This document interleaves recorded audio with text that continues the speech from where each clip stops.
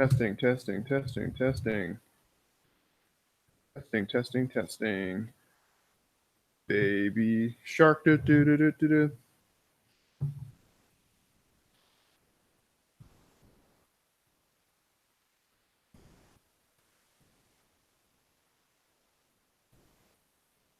See how it worked.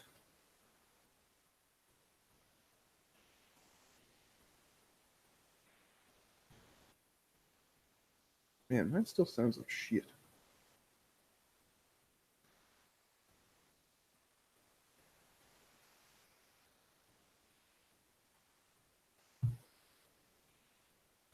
All right, looking good. Despite all the fucking noise. Why is it so noisy on mine? I don't know. Whatever.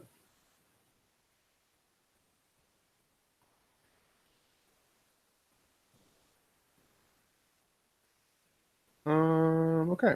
Yep. That looks good. That looks good. That looks good. Fuck off.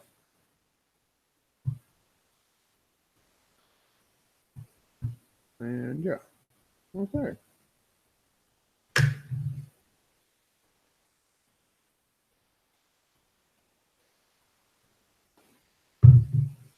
Hmm.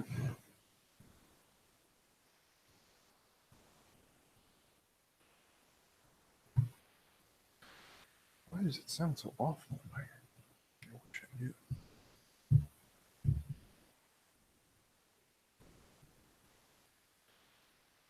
Maybe that helped a little bit.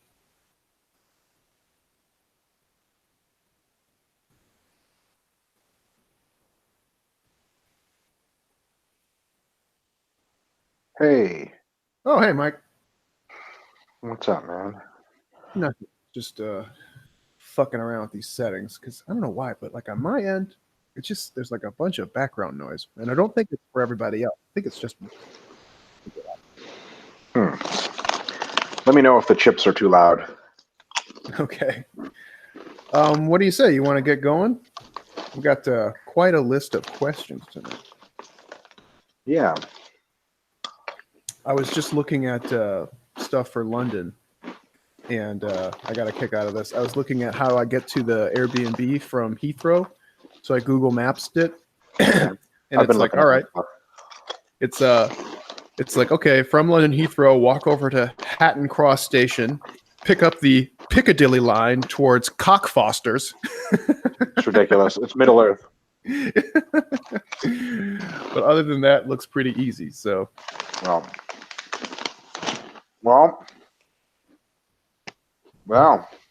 Let's get started. Let's get started. So we can hopefully wrap up at a reasonable time because we got quite a few questions. I had to step out last time.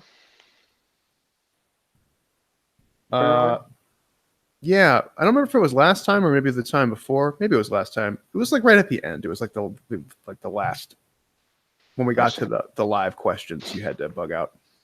Oh, I got you. Okay, cool. But it was like so. Martin Coomer is up first. Yeah. Yeah, I think this was meant for either. I think this was actually from last week, and it just didn't quite make the cut. Yeah. So Martin says, "Hey docs, first I just want to thank James for his great answers last week since Mike had to step out. James tried to answer this as best as he could, but it's meant for Mike, so I'll repeat it again to get Mike's answer. Mike has mentioned in a Facebook post that he has to act differently around women due to his size, and I can imagine around men as well. As someone who has experienced this myself, a bit in some general prejudice, my girlfriend worried that I would snap and become violent. Because how calm and nice I constantly was, seemed too good to be true for how big I was, plus a teacher thinking that students making fun of me for lifting was hilarious and joined in. The dean covering for them, saying it's my own fault because eventually people are going to make fun of you when you become muscular enough. I was wondering how Mike has had to change his behavior over time as he got more jacked to avoid trouble, whatever you want to call it, seeming too intimidating, and if he has noticed any change over time in how people treat him. Yeah, you just you have to be really, really nice and sort of like dart your head and like, hey, do you mind if I work in? Or soften up the tone of your voice and feel like shuffling through airports and stuff. You don't have to do that at all, actually. but I do it so that people are not intimidated, because I don't like intimidating people. The thing is, it's kind of people's problem. So if you're not a dick, I think you should be able to act however the fuck you want. So I was just like being nice, and I don't like it that people assume I'm not when I'm big. So I'm extra nice to compensate. It's not a big deal. Yeah. Yeah. All right. Next question. Mike said he drinks a glass of warm salt water before a meal to fill him up. I was wondering, besides the obvious benefit of being filling, I know a lot of athletes and lifters do not get enough sodium. I'm not so sure if that's true. So I was wondering if this was a good way to hit two birds with one stone. More satiated plus increased salt intake. Well, Martin, I'm going to let you answer that yourself. If drinking salt water is not a good way to hit salt intake, I'm not really sure what up and down is anymore. If you have trouble hitting your salt intake, yes, but your salt intake is very highly regulated, and most athletes get plenty of salt. I don't think there's a salt shortage or something. You can always just get some of that fresh ocean water too. And how? Number 3, is it normal to only feel certain exercises working your target muscles after you are done with your set? As an example, if I curl, I can feel it in my biceps from rep 1. If I sumo deadlift, I don't feel a lot until about 30 seconds into my rest period, where a wave of soreness hits my glutes. Interesting. I will say this. Some exercises are not really the mind-muscle connection kind. They're the use good technique and get your work done kind. And then sometimes once your muscle gets pumped or the lactate floods in, metabolites really flood and start to irritate the nerves. That's when you sort of feel it. But when we're talking about feeling it, we're talking about during the set. That's mind-muscle connection. So you're not really getting that in your sumo deadlift. But the thing is, a sumo deadlift is not a mind-muscle connection exercise. It's a point A to point B with good technique exercise. So not a problem. Is it common? No. Is it normal? It's not abnormal. It's just uncommon. It's not a problem. What would be a problem is if you had an exercise like curls that you couldn't feel at all in your biceps. That would be something you'd have to address. But the fact that you don't feel sumo deadlifts in your glutes when you do them is not a problem at all, especially if your glutes are getting fatigued and sore and so on and so forth. That means you're hitting them. Go ahead, James. No, I was just saying, yeah, like there's for those of you who aren't in the exercise physiology world, there's an effect called reactive hyperemia, which is basically where you get like a vasodilation effect after your muscles have been contracting and constricting for a little bit, and then you get like a whoosh kind of thing of blood flow, and that would explain what that is, but whether or not it's common is kind of, who knows. I mean, at least from the perspective of feeling it to that degree. Mm-hmm. Number 4, is there a difference between doing all sets of one exercise one day and all of another exercise another day, or mixing them, for example? Is there a difference between doing 6 sets of hammer curls one day and 6 sets of easy bar curls another, compared to doing 3 sets of each both days? Does it depend on the muscle group / exercise, biceps versus quads, squat versus leg extension, for example? So there can be a difference, but it's a difference due to certain constraints and limiting factors that aren't exactly based on the numbers here. They're based on what you're getting out of the movement. So with something that we're going to hammer over the next multiple months until the book gets published in a year or whatever, is the stimulus to fatigue ratio. And that's something you want high in an exercise. And part of the stimulus side is a high degree of technical proficiency and a high enough, or high as you can manage for the kind of exercise it is, mind-muscle connection. And on the fatigue side is something like minimizing systemic or central fatigue, right? So let's get an example going for squats.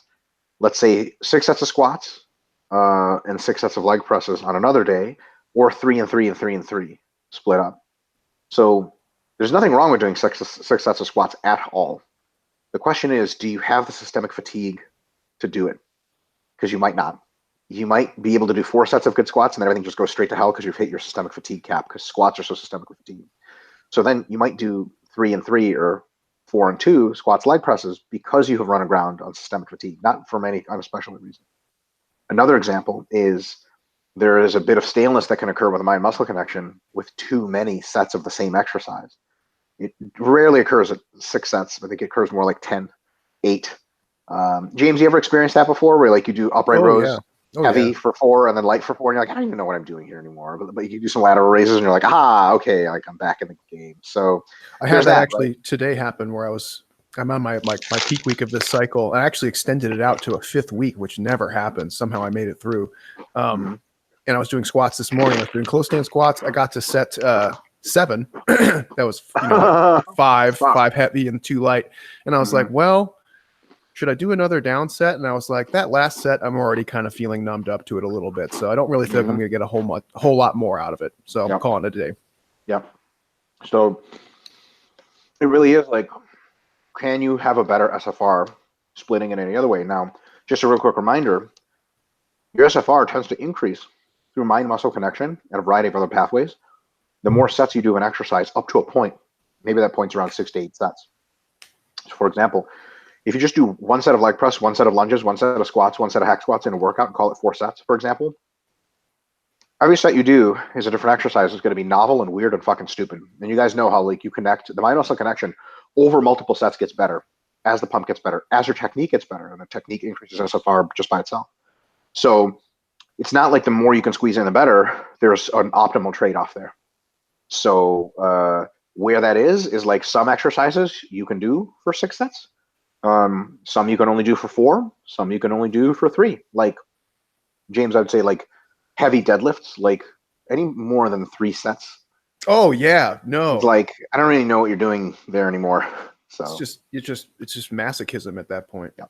Yeah. So the real thing is keep an eye on your systemic fatigue, keep an eye on your mind-muscle connection, keep an eye on your technique. And if those are good, keep going. If they become prohibitive, then you need to switch exercise. So, and that's something you learn about yourself over a long period of time. Yeah, and that was a great point. And just another thing too, structurally, sometimes it's good to hit certain regions of that muscle hard, and then when you come and train them another time, you can still train that same muscle, but kind of emphasize different regions of force within that same muscle. It's a good fatigue management strategy as well. So the reason why you might choose, in some cases, not all, to do the hammer curls on a different days, it's just because it works the bicep muscles in a slightly different way, and that gives you more time to recover some of the fibers that you hit the last time you did the barbell curl, or etc. So there's a lot of caveats here. It's not like Mike said earlier. It's not always purely a numbers thing, and there's a lot of trial and error. Yeah. So what James says is completely true, and that probably takes priority. And then after you've sorted that, you do your best with as many of the sets as you can, and if you can't, then you insert other sets. Another thing is there are other ways to structure the week. You don't just have to change the exercise, but that's recommended. You can also change the repetition range. So for example, you do heavy squats and leg presses Monday, and on Wednesday you do light squats and leg presses. Still obviates injury. It's still technically a form of novelty because the repetition range is different. You do re-stimulate sort of the same fibers, but that's not a big deal because it's not going to get you hurt. And it hammers the message through different pathways. And then later in the week on a Friday, you probably have to change the exercise and the repetition range. So there's a sort of diversity that blooms out from there. But yeah, you definitely don't want to dogmatically assign yourself to only doing one exercise on one day, but also you want to get as much out of the exercise as you can so that you can have the most diversity day to day, and also so you can maximize SFR, because usually I think SFR peaks anywhere between 3 and at least 6 sets, right? Like your best sets are probably going to be sets 3 to 4, 5, 6. Like after that, it's probably a decline for most people. Before that, there's an ascension. So, you know, if you're in that general region and you're doing well for yourself, so that's kind of the thing. Yeah, excellent answer. Yeah, our powers combined. All right. Let's see. Number 5. Are supersets still good for fast twitch muscles, assuming rep ranges are appropriate? I was not sure because fast twitch fibers are less endurant, and is following the set by doing the superset, not necessarily doing a long set or to just exhaust the fast twitch fibers, since those are the first to give up. So my first answer is supersets can be great for fast twitch muscle fibers, assuming something really important. 1, the superset is not of excessively high reps, and I'll get to what I mean by that in a second. And 2, your central drive, your systemic drive to contract the muscle very, very hard is not hampered by the superset because it's too fucking long or too annoying or too painful. And you still recruit your high end motor units, and not just they turn off and then you're just coasting on your low end. So here's what I mean. Supersets are for sure good for slower twitch fibers because they're just on the entire fucking time, and they probably respond pretty well to metabolites. So win-win. For fast twitch fibers, if you do a superset, for example, of 15 cable pushdowns with 15 push-ups, both, let's say, to failure, gee, only the last 5 reps of those are you really getting fast twitch stimulus. On the other hand, a superset that could work pretty well, and I've used these very well for faster twitch fibers, is your first set is 10 to 15 on cable pushdowns. Your second set for faster twitch fibers, mind you, there's an application, is a set of around 5 reps, maybe 5 to 8 reps on like a close grip bench. All right. So your fastest twitch fibers are already pre-fatigued, and then you hammer them again right from the get-go, fast twitch, fastest twitch. Now, the huge caveat, like I said, is you can't just coast through that bench press.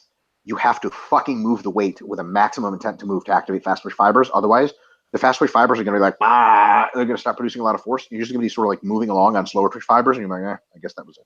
So instead of choosing lightweight, or moderate weight, lightweight, so 10 to 20 range and 20 to 30 range for a superset, like the A and B part, you choose like a heavy-ish moderate weight, like a 10 to 15, and then actually a 5 to 10 rep weight, or what would be fresh, probably a 10 to 15, that to do in the second half of the superset. And last thing I'll say about it is the following. You have to feel a mind-muscle connection to the faster twitch fibers in that second part of the superset in order for it to actually be effective at stimulating them. Here's what I mean. James, let me know if you ever experienced this before. Mm-hmm. When you're training more faster twitch fibers, the mind-muscle connection isn't like the fucking squeeze and the burn, like, yeah. It's this feeling of powerful tension through the muscle, like, ooh, like when your hamstrings, you're doing SLDLs, you're like, oh, shit is ripping me apart. Like, I can feel the tension. You have to feel that in the superset. There, of course, will also be a metabolite and a pump feeling, but it's got to be like, oh my God, my triceps are getting torn apart, versus my triceps are tired, they're sore, I'm done. So if that's the case, that's not really a faster twitch fiber target anymore. It's got to be the triceps trying to move quickly, this massive amount of tension, but they're super tired, but you're still pushing the tension, and then they fail spectacularly and drop the weight on yourself. That is the kind of superset that we want to see. James? I feel lame because I have to give like the dorky sporting example. So that's great, and like I think in the context of physique. Now, if you were to like ask, are supersets good for fast twitch muscles in a different context, right? So like a sporting setting, like if you had a sprinter, right? Mm-hmm. And you said, are supersets a good idea? The answer might be no, because a lot of the times the supersets forces you to decrease the intensity of the movement, which the fast twitch muscles are particularly sensitive to. So in that context, for like sports, like powerlifting or power sports, the supersets might not be a good idea in the sense that it's actually lowering the overload from the force or power output, which mm-hmm. might not be great. But I think everything that Mike said in the, for physique training, I think is dead on. But just food for thought. If you were to ask that same question for something else, you might get a different answer. No. I like what I said, but per James's point, super fast twitch fibers just really don't need help training. Sets of 5 to 10, right. Yeah, exactly. Very low numbers of sets of 5 to 10. Fuck them so hard that unless you're hurt. And then this answer that I gave, I think, is a pretty good answer.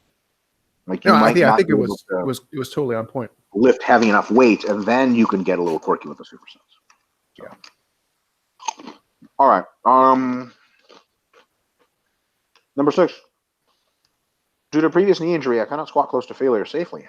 Every time I get 4 from failure, my knees start going inwards. I can, however, use the Smith machine safely. My gym is an incredibly shitty leg press, leaving me with Smith machine squats for the last 6 months. That sucks. Lunges are incredibly fatiguing to me. You and everyone else, homie.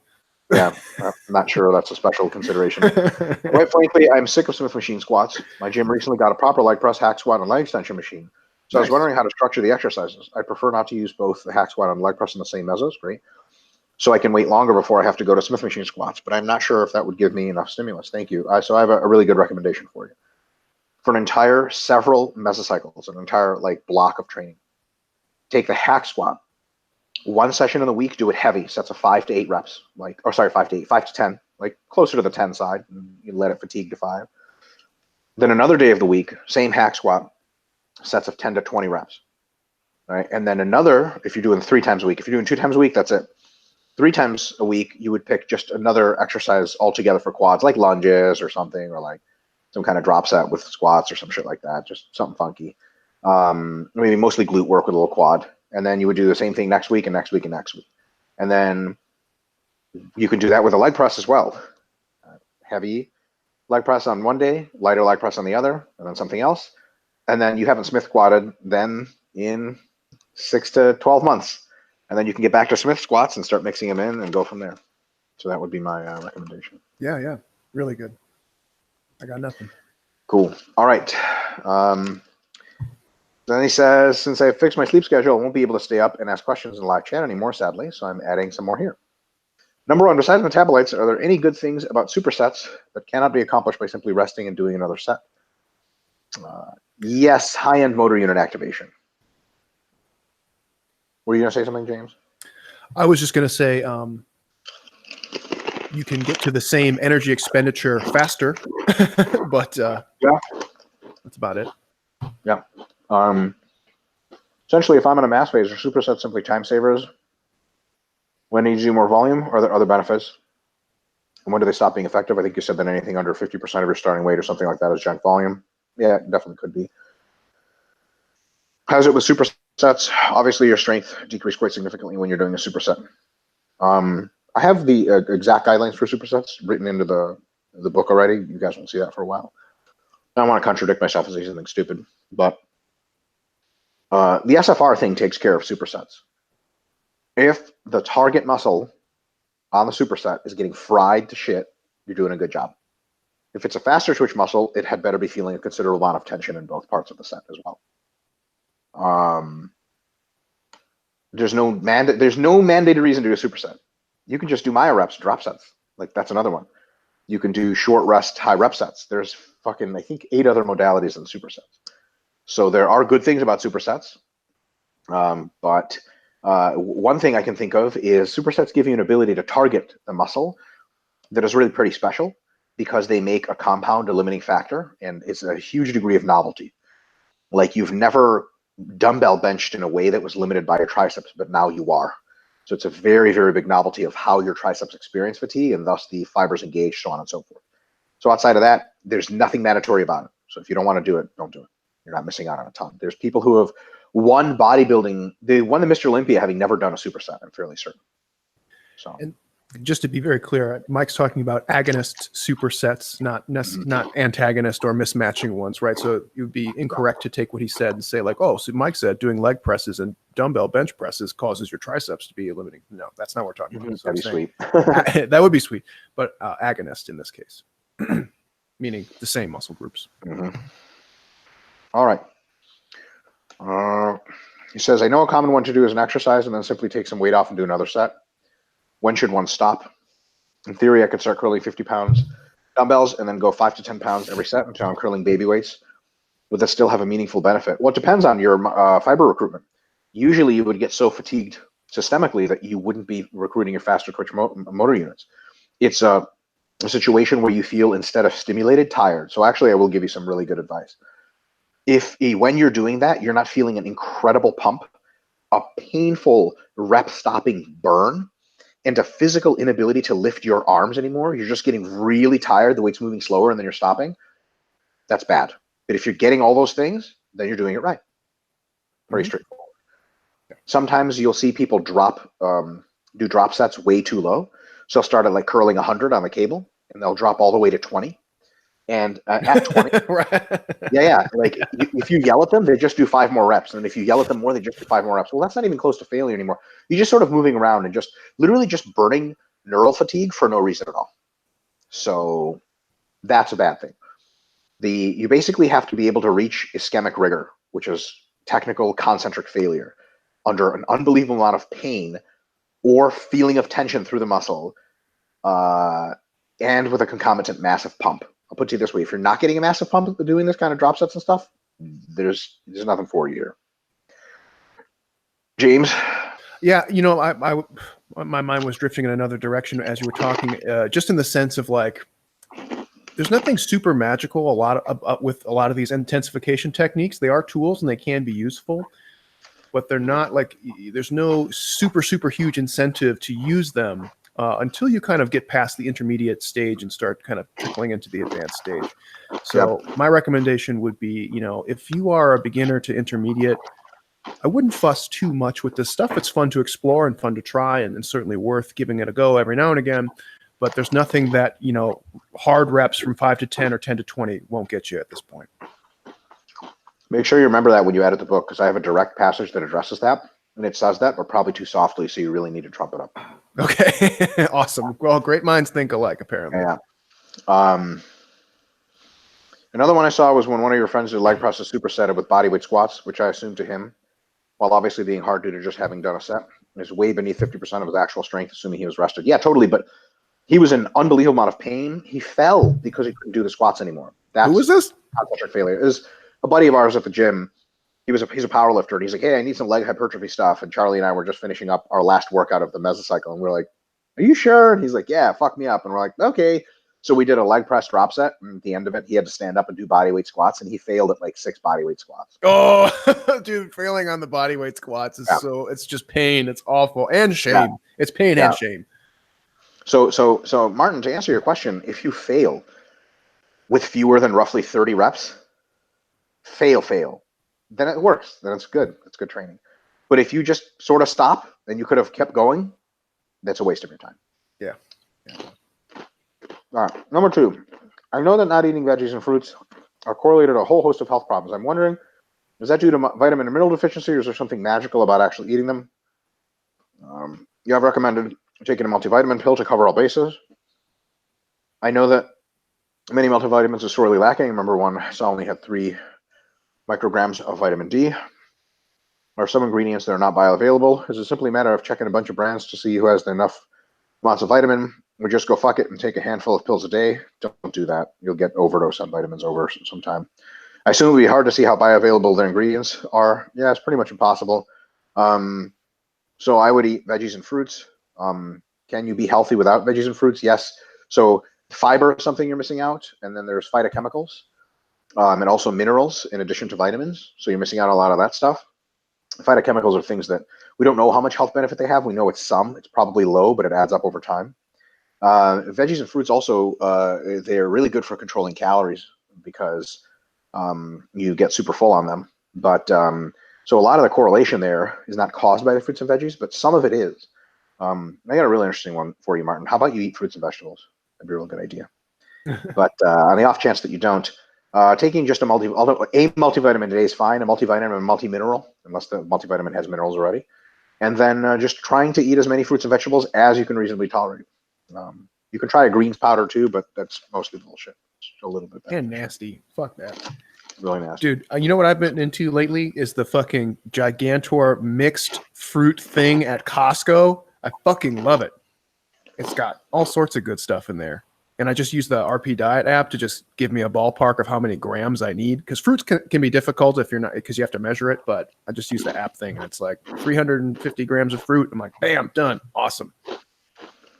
It's great. With like the berries and shit in it or whatever. Yeah, it's really good. And it's just like just in a giant fucking plastic thing, and it's just mixed delicious fruit. It's right there. Mm-hmm. Like you could probably get it cheaper if you just buy the fruit and mix it up yourself. Yeah. But I mean, it's like a quick, easy thing. I'll get like 3 of them per week, and Mel and I just fucking smash that stuff. It's awesome.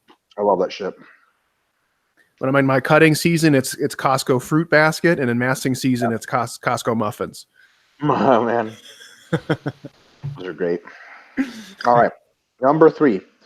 I was wondering about water retention related to calories and carbs. During my mass phase and maintenance, I ate way too much, and my weight would predictably increase rapidly and then go back down over a day or 2. However, I've been on an accidental small deficit for 2 months and got down to 201 pounds or so. 2 days before my diet started, I decided to just kind of eat what I wanted to while still logging it and see how it would go. I intentionally did not look at the calories. Around 6 p.m., I accidentally looked that I saw I had eaten a bit over 7,000 calories, so I decided to stop there. Nice. Thinking back, some of the things I'd eaten was a box of cereal, a jar of peanut butter, and 2 liters of ice cream. Probably a bit overindulgent. Oh my god. Anyways, expected that blew me to 212, and it took 4 days to get down to 203. Now I'm a week into 1,000 calorie deficit. We had a pretty poor sleep schedule due to having vacation, sleeping in, and going to bed late. I've had several unsuccessful tries at going to bed early, so I decided during my rest day to just stay up and go to bed early the next day. Oh, stayed up through the night. Okay. Thankfully, I had not had caffeine in a month, so I took 600 milligrams of caffeine and actually felt completely fine. I, however, knew that not sleeping was obviously not good, so I decided to eat at maintenance instead of deficit. My logic being that not only will the extra calories have me last until the evening and have a good gym session, any tissue loss would probably not be very favorable towards conserving muscle. When I woke up after sleeping for 11 hours, I was 197.5. I'm just wondering how. Heard people heard about people having a cheat meal and waking up lighter, but it seemed to go against logic to me. While I should have lost 2 pounds of fat from the deficit, you'll never catch that in that short of a time, by the way. I assume that any glycogen water would have lost during that week due to deficit would have come back due to the extra calories and carbs I ate. Therefore, it seems to me that I have been holding on to water for a long time and only now got rid of it. Thank you for your answers. Well, here's another consideration. When you sleep for 11 hours, I assume you don't drink water while you sleep. You just dehydrate yourself like crazy. Yeah, so I think it was probably a combination of both of those things where you're probably just bloated as fuck for a while, and then Yep. you had like a negative feedback. Water came Yep. out, and you went for a while without had a long sleep, a long fast. Here's another one. Because you weren't sleeping well for a while, your stress hormone levels were up, and so you were holding water not from that 7,000 calorie day, but from the stress hormones of fucking up all week long. And then once you stopped fucking up and you got a ton of sleep, not only did you dehydrate yourself from the long sleep, but you dropped a shitload of stress hormones Just and diuresed yourself. thus water. Yeah. All right. From the galaxies, from the fields, from the streams, everyone arises to his name, Arise. James. It's Ansuman Radhakrishnan. All right. He says, one other I think question. this didn't make the cut from last time too. Since I'm still in the early years of my lifting career and want to heavily prioritize muscle gain over fat loss over the foreseeable future, would there still be a point in doing conventional fat loss? Oh, did we phases? do No, this one we did already? answer that. I'm Yeah, we sorry. totally. My bad. No worries. All right. Hey, docs. Hope you're both doing well. Just watched Dr. Mike's podcast on the stimulus to fatigue ratio for JPS Fitness and loved it. Particularly enjoyed when you pointed out that each exercise has an individual SFR that changes dramatically depending on the RIR heavy compound movements.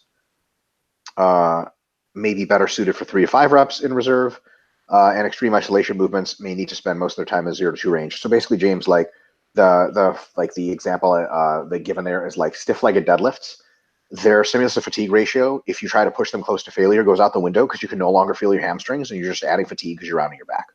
Yeah, like totally. But like with cable bicep curls, like if you stop 3 short of failure, you're like, okay, I got no stimulus and no Got fatigue. nothing. Yeah, that's true. Yep. And he says, for practical application, how should you determine RIR that's best suited for the beginning of a meso, and what RIR is best suited for the end of the meso? I assume it's something like first week, stay as far from failure as possible while still feeling like you're working the muscle and getting good stimulus, proxied by pump and perhaps DOMs. Yes, and proxied by mind-muscle connection and your technique. Right? Are you feeling what you're supposed to be feeling?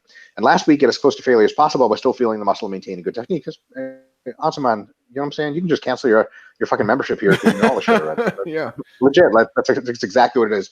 Hey, like, let me just I hate to put Ansuman on a podium here, on a pedestal, though in his conquest and liberation of many galaxies, he has been on many podiums and pedestals. This is like a perfect example of applying the shit that James and I talk about. Like, this is just like wonderful to see, because it's like the shit is sometimes complicated, totally, and that's why we have RP Plus. But sometimes it's just not. Like, how do I know how close to failure to get? Well, what happens when you go further than that? Well, it feels like shit. Well, then don't do that. Like, I don't feel a muscle anymore. Like, people say, like, hey, if I go super heavy and stuff like deadlifts, I don't feel the hamstrings. They're like, do you think that's a good thing? And they're like, no. I'm like, why are you doing it? They're like, I don't know. I'm supposed to go heavier. Like, yeah, the heavy is a byproduct of you training the muscle. Like, you're here for hypertrophy, not just to get strong. And they're like, okay. So perfect example of applying this stuff. Yeah, really, really good. I love when people can take something that you said. Even sometimes I'll say something retarded that I just don't even remember saying, and then like somebody will make like an infographic of it. I'm like, what? Pretty neat. Yeah, it's just really cool to be understood, right? Yeah. And actually, to this point too, I was experimenting. I think you guys know I usually try and mess around with my training a little bit, and I had 2 things that I was messing around with this time. One was doing a better job of using a bigger spectrum of rep ranges. So I had more distinct heavy days, more distinct high rep days, and that's been really good. And then I actually, on this point, for my compound leg movements, I really didn't push the 1 to fail anymore. I just stopped doing that. I kept it about 2 from fail at the most. And I think for those 2 reasons, this is one of the first times I've ever been able to go 5 weeks and still feel pretty good. Because I think the compound movements in particular, when you take them to like 1 from fail, they just wipe you out so hard. You just can't do anything. There's nothing you can fix at that point. If you take stiff-legged deadlifts to the failure point. Yep. So that's one thing that for this meso, and I can't speak too much more about it because it's only been 1 meso, but that was one positive thing I've noticed. My systemic MRV was unaffected or less affected. Yeah. Just from backing off the intensity. Yeah. All right. Ansuman now dips us into his own area of expertise, embarrassing the fuck out of us. Related to SFRID, have you guys heard of the integer knapsack problem? No. No. Everyone's heard of it. It's basically a computer science problem where you have a knapsack that can only hold so much weight. You have a bunch of items that each have a value in weight, so you want to optimize the value of the items in the knapsack while staying under the weight constraint. I was thinking about it, whenever someone is trying to plan out their volume progression over the course of a mesocycle, for a muscle group, they're essentially performing a version of the integer knapsack problem. Their MRV is the weight constraint of the knapsack and the stimulus caused by the additional set of any particular exercise, the value of that set, where each set's weight is the additional fatigue. That's exactly correct. Your goal is to maximize the cumulative stimulus within your MRV constraint. Yep. Where it gets tricky is that each exercise has its own SFR profile that also varies across the number of sets you add, since the marginal SFR of each additional set of a particular exercise is worse than the previous added set. So that's actually not completely correct. It's mostly correct. The marginal SFR of each additional set can actually change. So the marginal SFR of each additional set from sets like 1 to 3 is probably higher. And then plateaus, sets 4 or 5, maybe 6, and then it goes down from there. It's actually a U-shaped curve. Hit it, James. No. U-shaped curve. Jesus Christ. I'm working on that other book that I've been just fucking with, and there's so much U-shaped curve in there. It's not even funny. The whole time I'm writing, I'm like, no. So this isn't really a question, but I wonder if enough data tracking you could know to more likely estimate the SFR of any additional set of an exercise and thus actually run an algorithm designed to solve the integer knapsack problem and thereby maximize your gains within the fatigue constraint of a meso. This is just an intellectual masturbation. Would love to hear if what I said makes any sense. It makes total sense. Yeah. And I wonder if anyone's ever written algorithms out like this for a future project. Probably not. Right, James? You wouldn't know shit about that. I have no idea what you're talking about. Yeah. Anyway, Ansuman, ahead of the curve already. Stop using your mind powers, bro. That's cool on Theta 7. We know where you've done most of your conquering, but it's Earth. Don't read minds. Yeah. What I think is really spicy is how that same idea could be applied to changes over time, like in training age, which would be really interesting. Totally. All right. From Israel and Japan, Sean Morikawa Rubin says, hello, I accidentally missed last week and had such a bad, crappy week as a result. Not going to forget this time. Also, by the time you're reading this, 2 days till Endgame. By the time we're reading this, we're already deep. Endgame's already came out. I've been avoiding spoilers, dude. I'm Matrix. Those spoilers, like shoo. Yep. He says, I'll be seeing it opening day, the next day, and the next day, and the next day. Yeah, I've seen it once already, and it was amazing. So anyone who hasn't, James, you haven't seen it yet? No, I've been waiting. Mel wants to go, so we're trying to find a date this week that we can go see.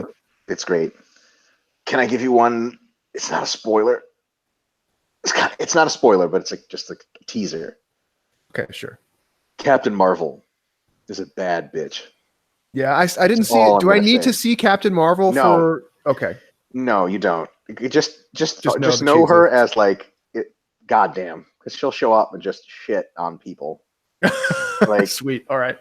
TBH, they don't really need anybody else. Like not a spoiler, but she's not in a lot of the movie because if she was, the shit would just get solved way faster and there wouldn't be 3 hours of movie. That's how overqualified she is. It's like she's a Super Saiyan. Do you remember Lord of the Rings, the 3rd movie, where like the ghosts show up and just kill everyone? Yeah, 100%, exactly. You're just like, I wish you would have showed up earlier. Start with that. Like you can impose offensive kinetic energy, but require no defense. Like, fuck does that work? Like, really? Can we get a magic spell over here? What the fuck? Yeah, dude, what the fuck? All right, well, I'm stoked. I haven't seen it yet. I'm ready. Dude, the fucking Thanos meme got me so. I was laughing for days. Which one?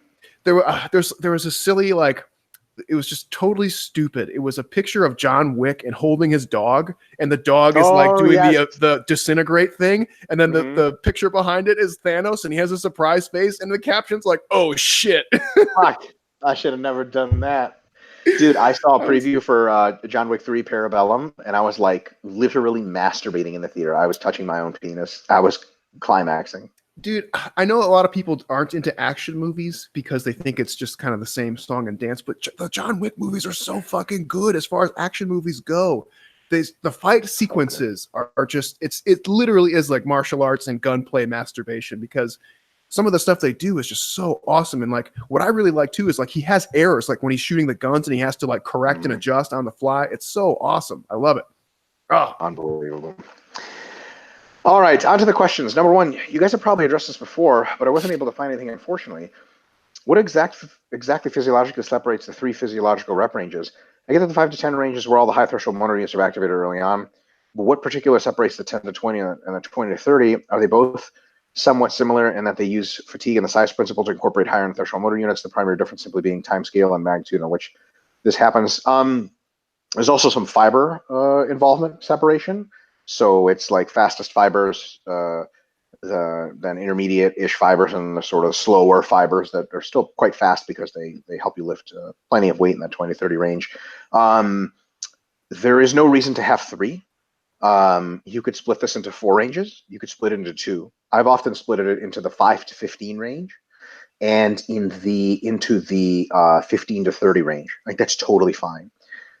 With the 3 splits, you can just get creative in training. And there is another additional layer to this. It's the force differences that you're splitting them into, really, that divide the loading spectrum, the effective loading spectrum, into 3 categories. So the 5 to 10 range isn't really magical because of the reps.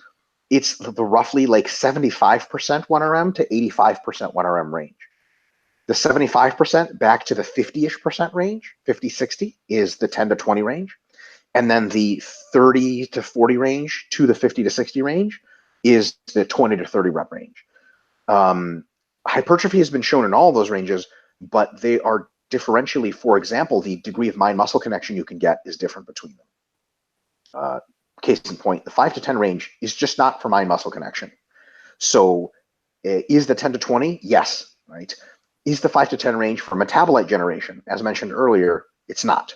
Right, so there's also like the 20 to 30 range really is the metabolite range, right? It's not because it's magical, but 20 to 30 reps creates metabolites. Now, is the 10 to 20 range possible to get a good mind-muscle connection? Yes. Is it possible to generate metabolites? Also, yes. But is it also, a range that can accumulate tons of relatively heavy volume over sets and give you probably the best trade-off of SFR for the average muscle? Absolutely. So in the book that we're going to be putting out, the recommendation for just average person, average intermediate lifter, is to spend roughly 50% of their weekly volume in terms of number of sets in the 10 to 20 range.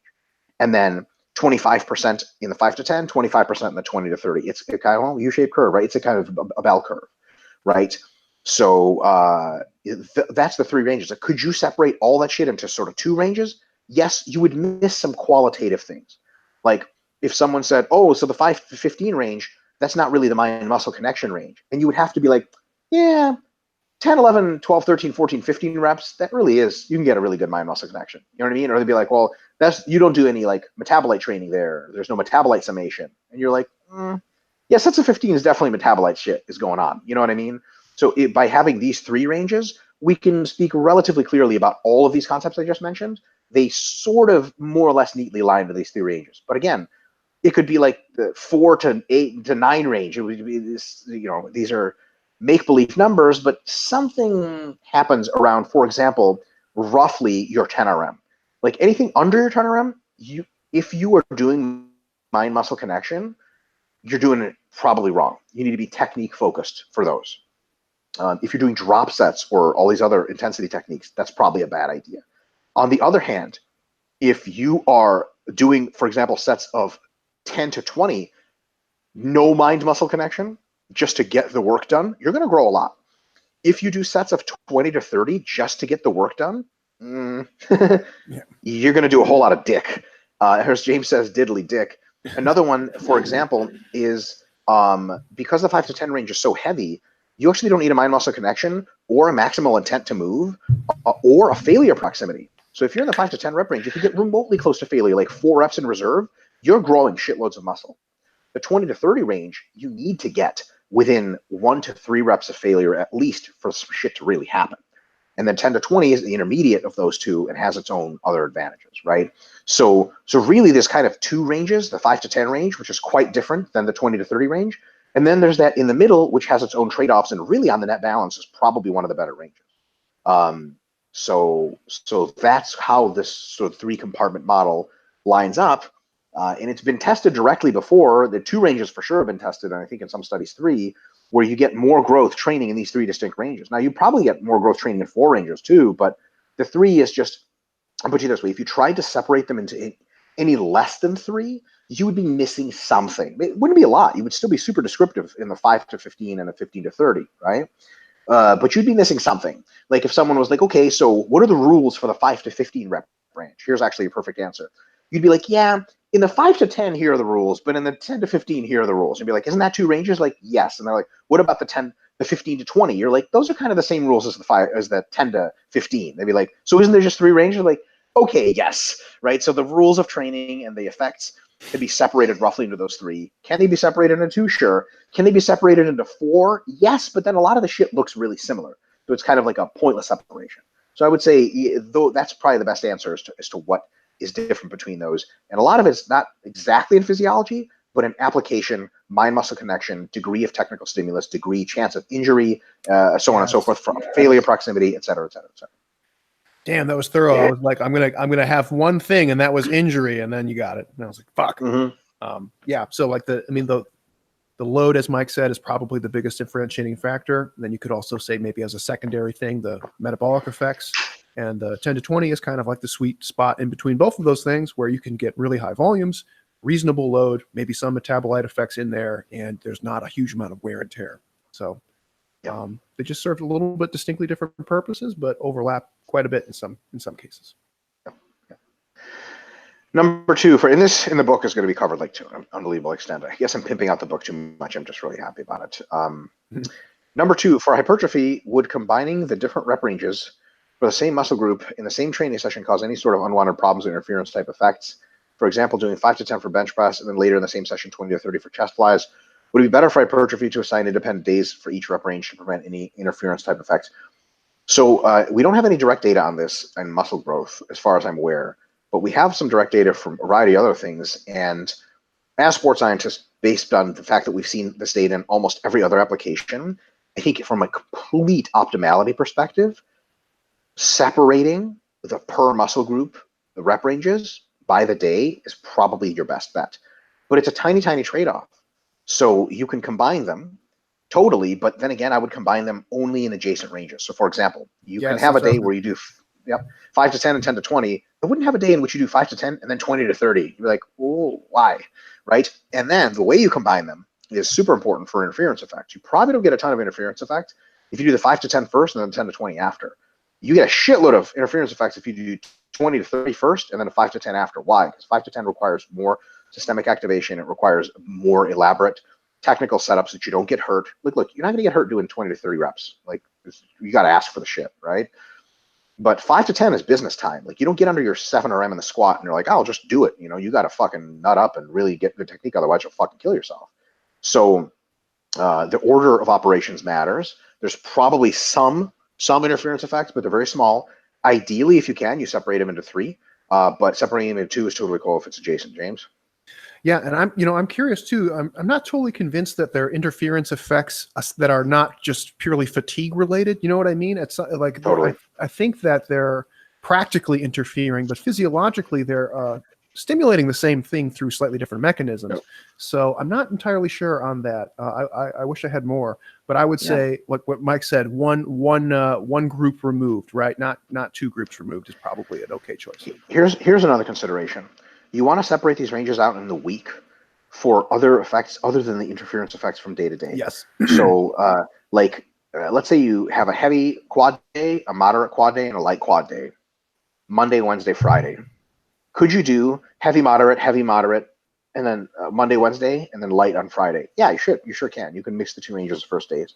What is your chance of injury on the Wednesday doing heavy again when you did heavy and moderate to pre-tear some of the muscle fibers on Monday? It's higher, right? So like, for example, in my next mesocycle that I'm just designed for myself, Charlie, and Jared, my training partners, we're doing Smith machine squats heavy, 5 to 10 rep range on on Tuesday. On Thursday, we do those same squats, same exact exercise, lighter, like a lot lighter in the 10 to 20 rep range. And then we do leg presses after.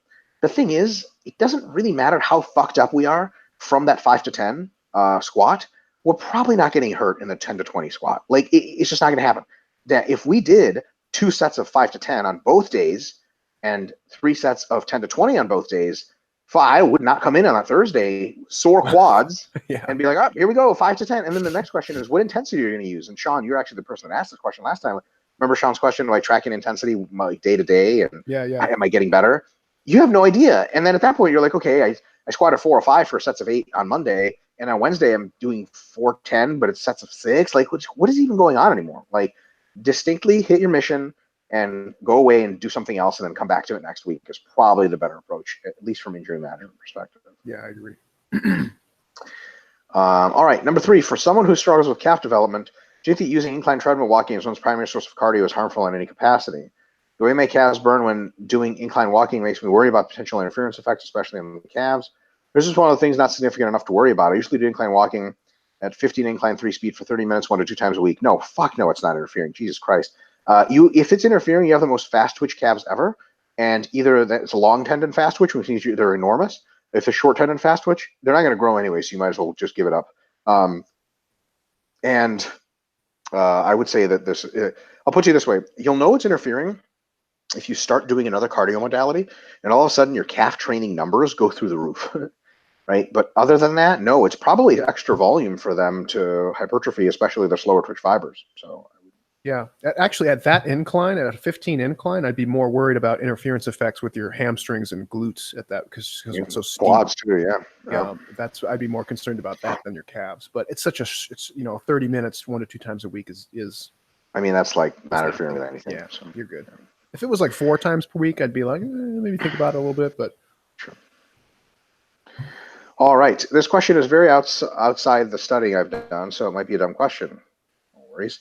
Regarding nutrition now, specifically phytonutrients, if I understand correctly, a very basic analogy is phytonutrients work almost like mini vaccines, being toxic at very low levels and promoting cells to strengthen various pathways. Some of them do, not all of them. Assuming this is at all somewhat correct, is there a minimum threshold amount for a particular phytonutrient needed in a serving to activate its pathway? Yes.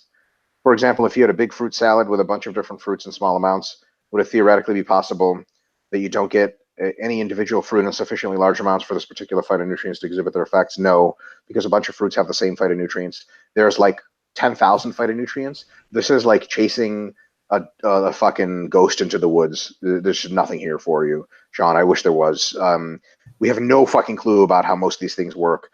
And some of them work in the pathway you described. Some of them don't. Some of them work as antioxidants and a bunch of other different things. So the honest answer is, if you're, optimizing fruit salad and stuff is just like, we just be exclusively guessing and playing make believe at that point. James, that's the John Jones picograms fruit salad champion level analysis. I got nothing. There's no point. Doping fruit salad. Timothy Schultz says, "Hi docs, I just completed, for me, best ever mass phase using the physique templates and a consistent but not exorbitant calorie surplus. Now I'm ready to diet and I'm holding more body fat than I have in a long time. I'm going to be training by accumulating volume for 4 weeks and then deloading for a week. Do you still recommend returning maintenance calories for the deload? Yes. I'm not a competitive physique athlete, just trying to use similar principles to get more lean and jacked over time. Yes, deload on maintenance, period, all the time. As James and I have mentioned, it happens automatically usually because you drop your workload, but you eat the same as you did on the diet, so it's pretty much maintenance. But the maintenance deload is almost always a thing. Yeah. It's a thing for competitors. It's one of those, we always say, like, when in doubt, deload.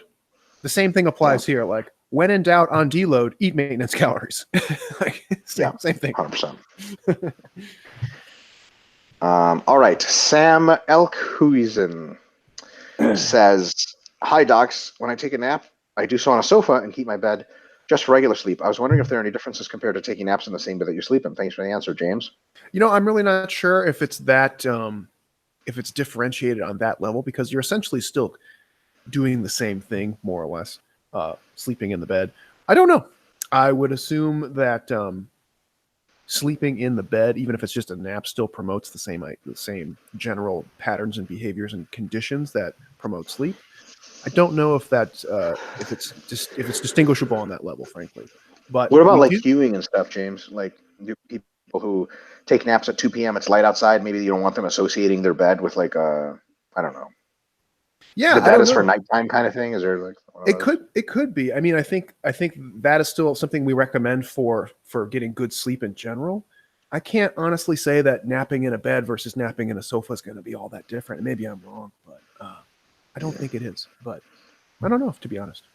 Yeah. Will Adams says, "Hi, docs. Two nutrition-related questions this week. Number one, is there any reason to believe drinking egg whites yields less protein than cooked? Yep. Cooking egg whites increases their yield substantially.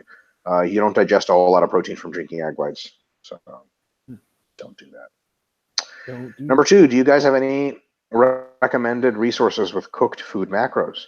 I'm not always confident with my conversion since the RP app uses raw foods. The RP app uses cooked foods as well. Yeah, you just Because have the to RP click app has the the raw. toggle. There's like a thing that says raw on it. It has an underline. You just Click. touch it, and it will switch it to cooked and change the size for you. Boom. Take that, Will. Best answer you could ever got. That's probably one of the best features of the app. I mean, aside from like making you a diet, it like because you'll click chicken and then it usually will come up like raw by default, and you're like, God damn it! And then all you got to do is be like, boop, and then it's like, oh, here's how you get grams of cooked chicken. It's just done. That's awesome. Yep. It does for rice and stuff too, like other food items as well. Yeah. Oh yeah. So we used to have back when we were really testing the app out before we released it, we had to get rid of like edge cases that didn't make any sense. It was like whole grain bread, raw, and then cooked. We're like, okay, nope, Toasted. that doesn't make any sense. Because someone would be like, what does that mean, cooked? Like, what do you think it means? It's a fucking bug, clearly. Like, yeah, people are loyal to a fault with that stuff. But it said cooked, so I pan fried the bread. Exactly. That doesn't sound too bad. All right. Trig. I have no idea. This is how their name came up. Patsy Lundy. It looks like they're making their profile and their cat like walked on the keyboard or something. Wow. We're going to get dicking for that one. That's probably this guy's real name. All right. When losing strength on a cut, what do you do in terms of next week or volume, etc.? Well, so this is a really, really good question. I'm sorry. He continues. Say week one, bench 5x10, 100 kilos. But next week, you only manage 5x10 with 95 kilos. Volume is lower. Should you add one set with 95 kilos so that volume is increasing each week? So the total volume of 6 times 95 will be higher. I can actually give you an exact answer. If you are a strength athlete and you're losing strength in a cut, you need to add as many reps at that weight as you missed. Mm-hmm. So for example, if you did, your goal is 5x10 at 100, but let's say you got to 5x7 and failed, you need to rest and do 3 reps at 100 because tension is your target. Variable number one, volume is secondary to strength athletes. If you're a bodybuilder, it's the other way around. Volume is king. So if you do 5x7 at 100, you can drop the weight and finish off at a slightly lower weight to get more volume. So it's up to you, and probably dropping the weight is less fatiguing at that point. So it matters on what you're going for. That's the real answer. The best answer, though, is if you're losing strength in a cut, unless you're dieting for a bodybuilding show, in which case the answer is keep adding volume, and it's okay that the weight is going down, you should be skeptical as to whether or not your programming is optimal, because most people shouldn't be losing strength on a cut of a regular conventional style. At least not on like a 5 kilogram week to week scale. That would either be like something's fucked up, right, or you are losing muscle in a bad way. Yeah.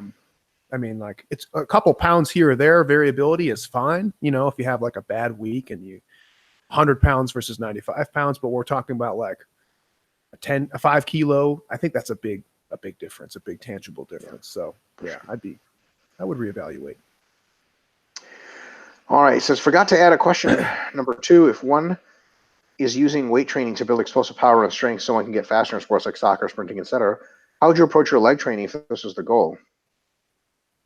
I'm sorry I got to lay the hammer down on this, but we need a slightly more specific question, because I mean, building strength in the legs will lead to explosive power and strength, and then you could always use power style training. So I'm not really sure what we're what the actual Yeah. question is. Well, to answer your question, I mean, so you're asking those, how do you train for explosiveness? There's entire books on it. I would say read the Scientific Principles of Strength Training. Come back and re-ask that question, Yeah. and we'll tailor the answer towards power sports. But by then you'll know so much, you'll probably have your own answer. The answer is very complicated. Like, how would you approach your leg training? Generally speaking, we can give you the most general answer ever. You would train mostly in sets of 3 to 6 reps.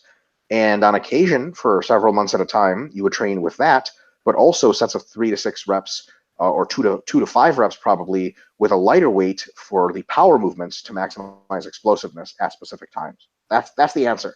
But if you want any more insight, you have to ask a more specific question. And if you read the Scientific Principles of Strength Training, that would be where you get that. Yeah. Sorry to be court with you, but Yeah. we try to be coaches in some capacity too, right? So bad questions beget bad answers. So we just got to narrow it down a little bit. You're a dick, James. I know. I am. It's okay. I know. You suck, Tolly. I know. You guys want to get high? Have you changed your mind on training 7 days a week, or do you think 6 days a week is still maximum? I think 6 days a week is still maximum. I actually just wrote that into the hypertrophy book. There's no level of seriousness that is going to demand / tolerate the fact that you train every single fucking day. There's no need to do it because you can always switch sessions together.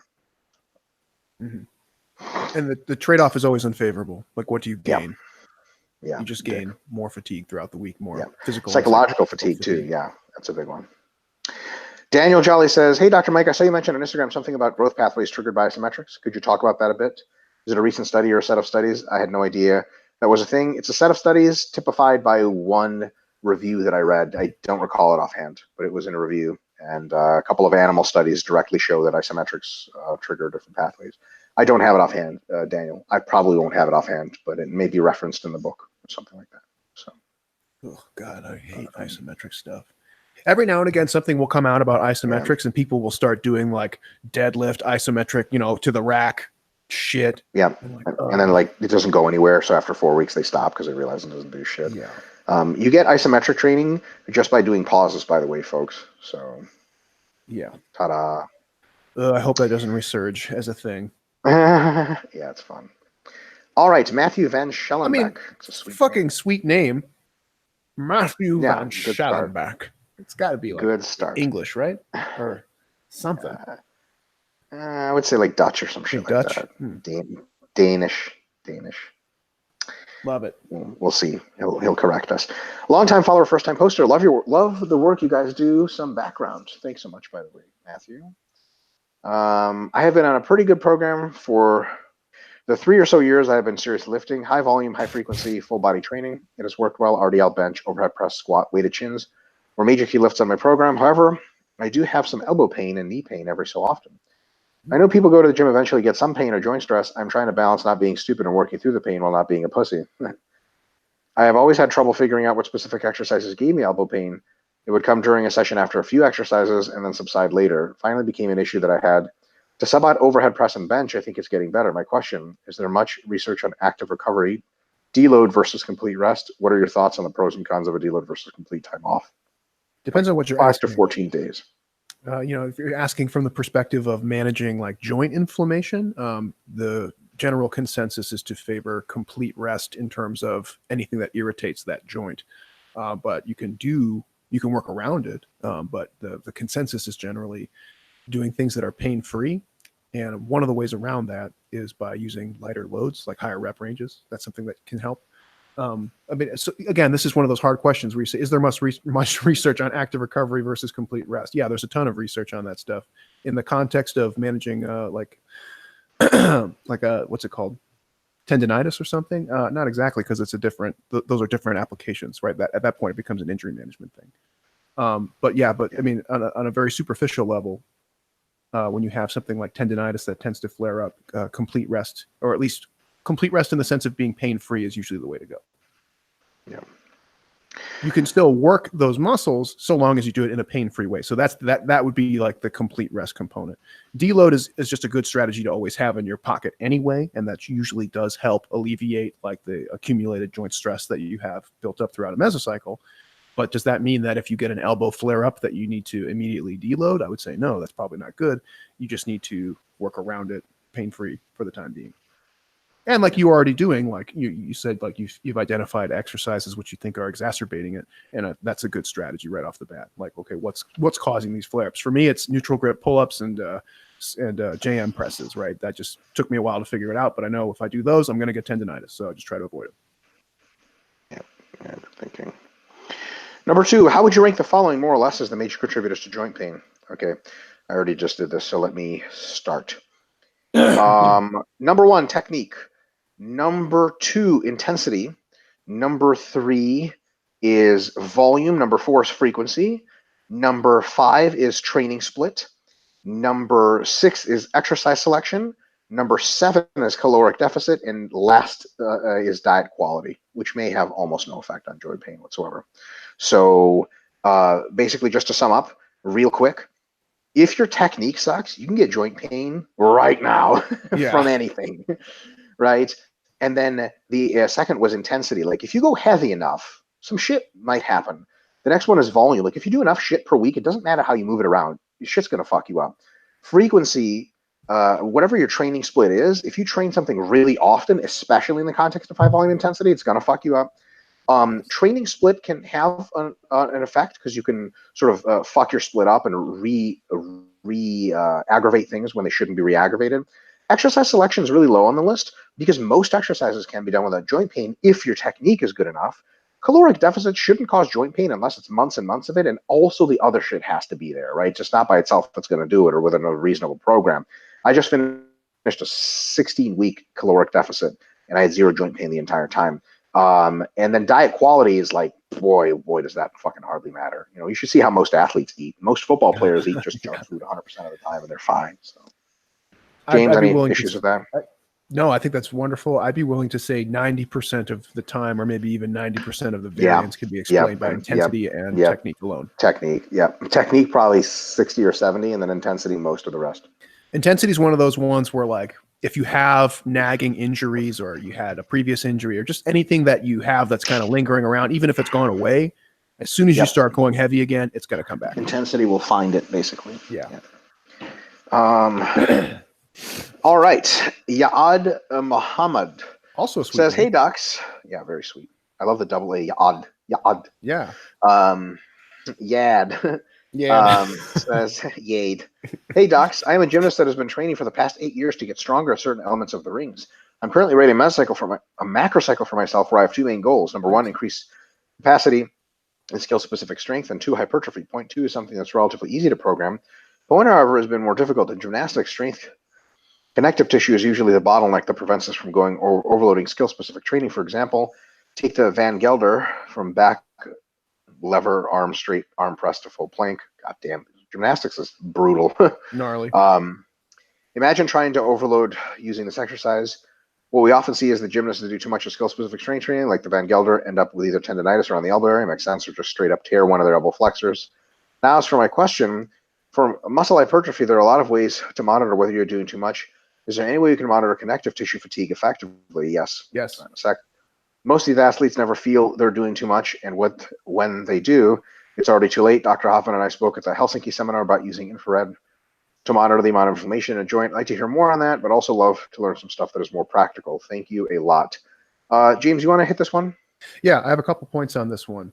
So the first point regarding increasing capacity and specific skill strength. So what you are saying is that very often athletes will practice a really challenging and difficult maneuver, and by the time they figure out that it's causing them an issue, it's too late. Well, the problem is simply a volume landmarks problem.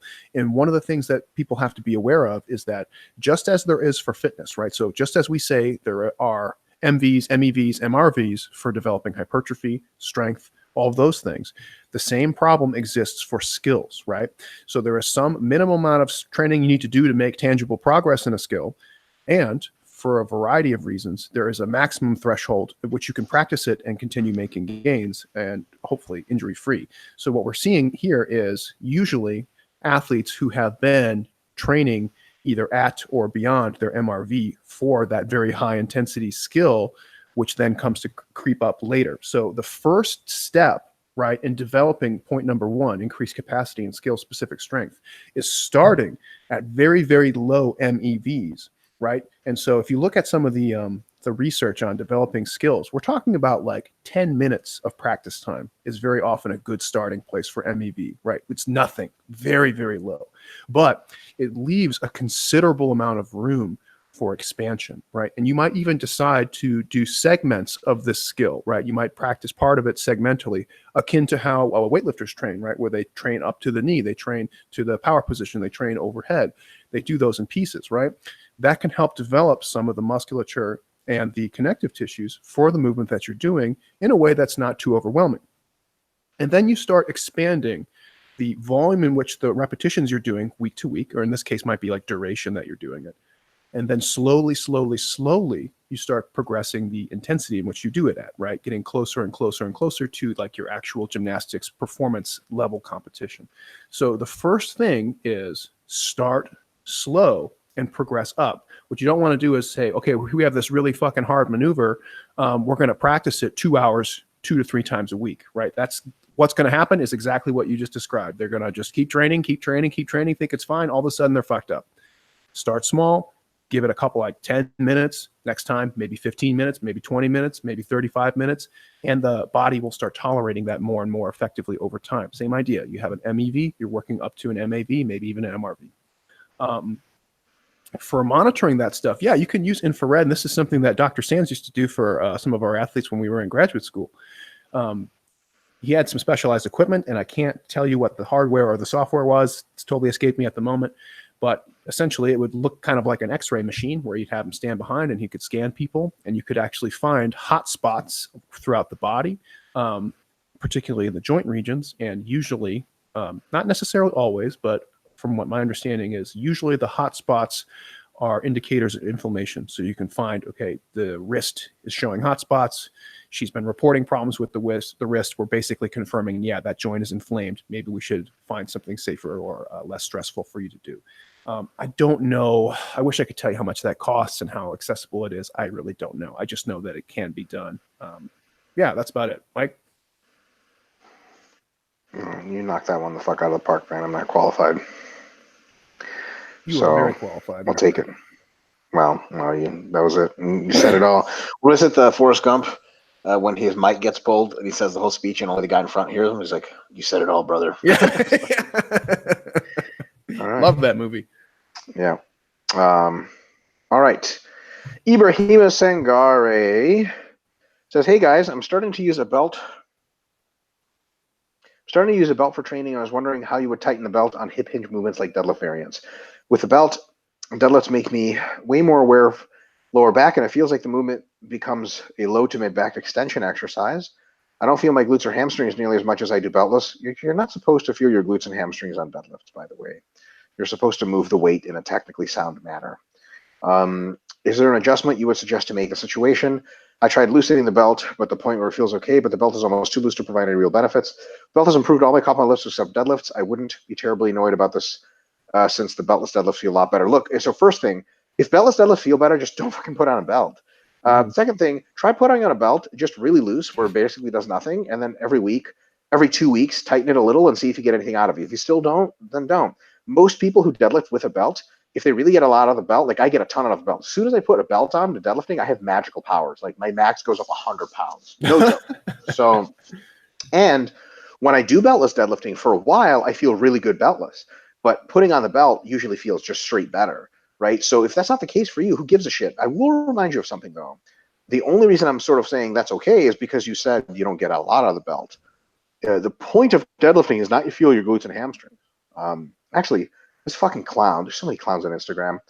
This Instagram guy, so I shared a post by Jordan Peters, who's a fucking enormous bodybuilder and pretty sharp guy. And he said, like, for advanced physique competitors, the deadlift doesn't really target anything, really. And it's a shitload of systemic fatigue, so you should probably just do RDLs. And this guy is like, this PubMed study found that hamstring activation between RDLs and deadlifts was the same. So this is bullshit. I was just like, I didn't even respond. Other people thankfully jumped on him. But it was like, you fucking retarded idiot. Like, PubMed this is warrior. a study on fucking 18-year-old physical education students. Jordan Peters could open his eyes and they would all fucking disappear Thanos style. First of all. Second of all, no one who actually lifts weights and has ever done these movements agrees with it's wildly preposterous. It violates biomechanics on every realm. Your hamstrings get hit more with RDLs. It's not up for debate. I don't give a shit what the fucking lab found. And if you know how research works, it's just statistical errors. One study is bullshit in every fucking case. I don't give a shit what one study says. It doesn't fucking matter. If you look at all the studies and I'm actually comparing the shit, you would find just wild differences. But it was just funny. But to the point, you do stiff leg deadlifts. You do hip thrusts. You do all these other exercises to feel your glutes and hamstrings. You don't do deadlifts for that. You do deadlifts to, in a very excellent way, move the most amount of weight for the target rep range. So if the belt lets you do that, use the belt. If the belt doesn't, fucking drop it. But the mind-muscle connection, that is not belt related. That is something that is just not for the deadlift to do. James? Yeah, excellent answer. For the only thing I would add is that sometimes people just think like, oh, the belt is, you just put it on and there you go. I have found that you can alter the belt positioning based on your personal preference across different exercises. So people always give me a lot of shit when I squat in public because I wear it up high, and there's a fashion trend. Mel, what's it called when you wear the belt up high? It's like universal style or something. Empire. Yeah, Empire or something or other. So I wear it like when I squat, I wear it like way up towards my pecs and my rib cage here. And for when I Eric Lillibridge does that. Yeah. And it's just personal preference. I'm not trying to say it's better or worse. It's just, for me, that just feels better when I squat. And then for deadlifts, I wear it like around my fucking muffin top or my belly fat, right? I mean, I really just sink it up right around the navel. It feels great. So the only reason I bring that up is just to encourage you to maybe play with different positions with the belt and see if one tends to favor the deadlift or whatever deadlift variations you're using a little bit better. Yep. And if not, then fuck it. Get rid of it. Yeah, fuck it. Will Adams says, hey, docs, do you see any downside of taking the second half of the deload week off from weights rather than come to the gym to low percentage work for volume? Yeah, there are downsides, but they're tiny. So, like, yeah, it's a little bit less active recovery, but if, like, it's a real pain in the ass, we've said this before, if going to the gym for you is like you have to sit in traffic, blah, blah, blah, just don't come in the second half of the week. It's totally fine. Yeah, just do some push-ups and lunges. Probably good to go. Yep. Also, would you recommend dropping BJJ striking volume during a deload week? I have a bit of a habit of increasing the martial arts training during deload week. I knew it. I have more downtime, but this kind of leaves me not feeling as recovered as I should at the end of a deload week. Shit. Yes, absolutely the worst possible thing you could do, Will. Don't do it. Don't do that. Yes, drop your fucking striking volume and grappling volume like crazy. And the thing is, you can still strike and you can still do BJJ, but do flow rolling and do fucking technique striking and don't fucking hit the heavy bag or other people. And you're golden, but just stay away from the super high contact, super high energy stuff. When we say like your volume goes down, that includes all training sources, not all just training. Your weight training. Yeah. Dr. Mike, can you also elaborate on a bit what you mean by sloth/barnacle game in jiu-jitsu? Hey, Will, where do you roll, motherfucker? You know what I'm saying? I can elaborate in person. I love barnacle game. That's a barnacle game. That's a Jen Case quote. Sloth game is, of course, Josh Vogel, my current teacher. Real quick elaboration.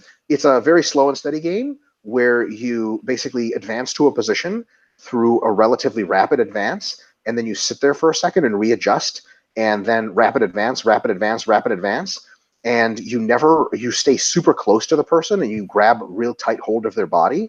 You create almost no space. There's no space for them to reposition or get away. And that sloth barnacle game, you essentially crawl up the person until you get into a real bad position for them and a real good one for you. If you want to see sloth barnacle game be done pretty well, I guess the best of all time is probably Roger Gracie, because he would just like get on people and they were like, fuck, get the fuck off me. And he wouldn't ever move super fast. And he would transition. And then he's mounted you and he's got your arm in his fucking shit. And you're like, I don't even know what happened. How did this happen?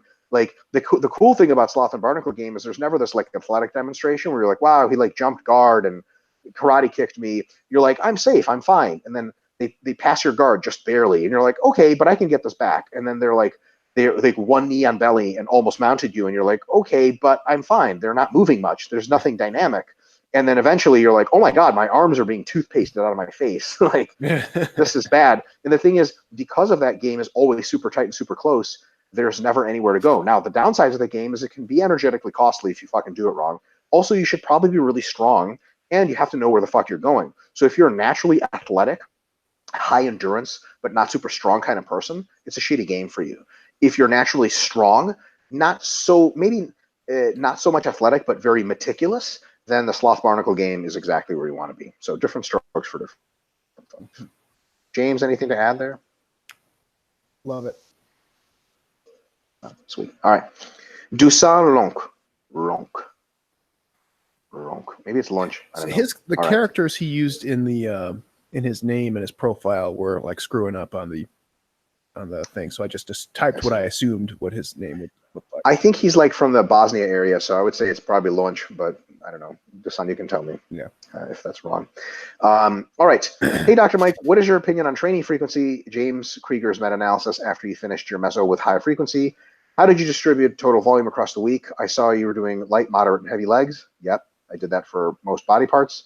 I did 3 sessions a week for most body parts, and for biceps I did 4 because 3 is not enough. And I did essentially moderate, heavy, and light, just like we talked about earlier in this webinar.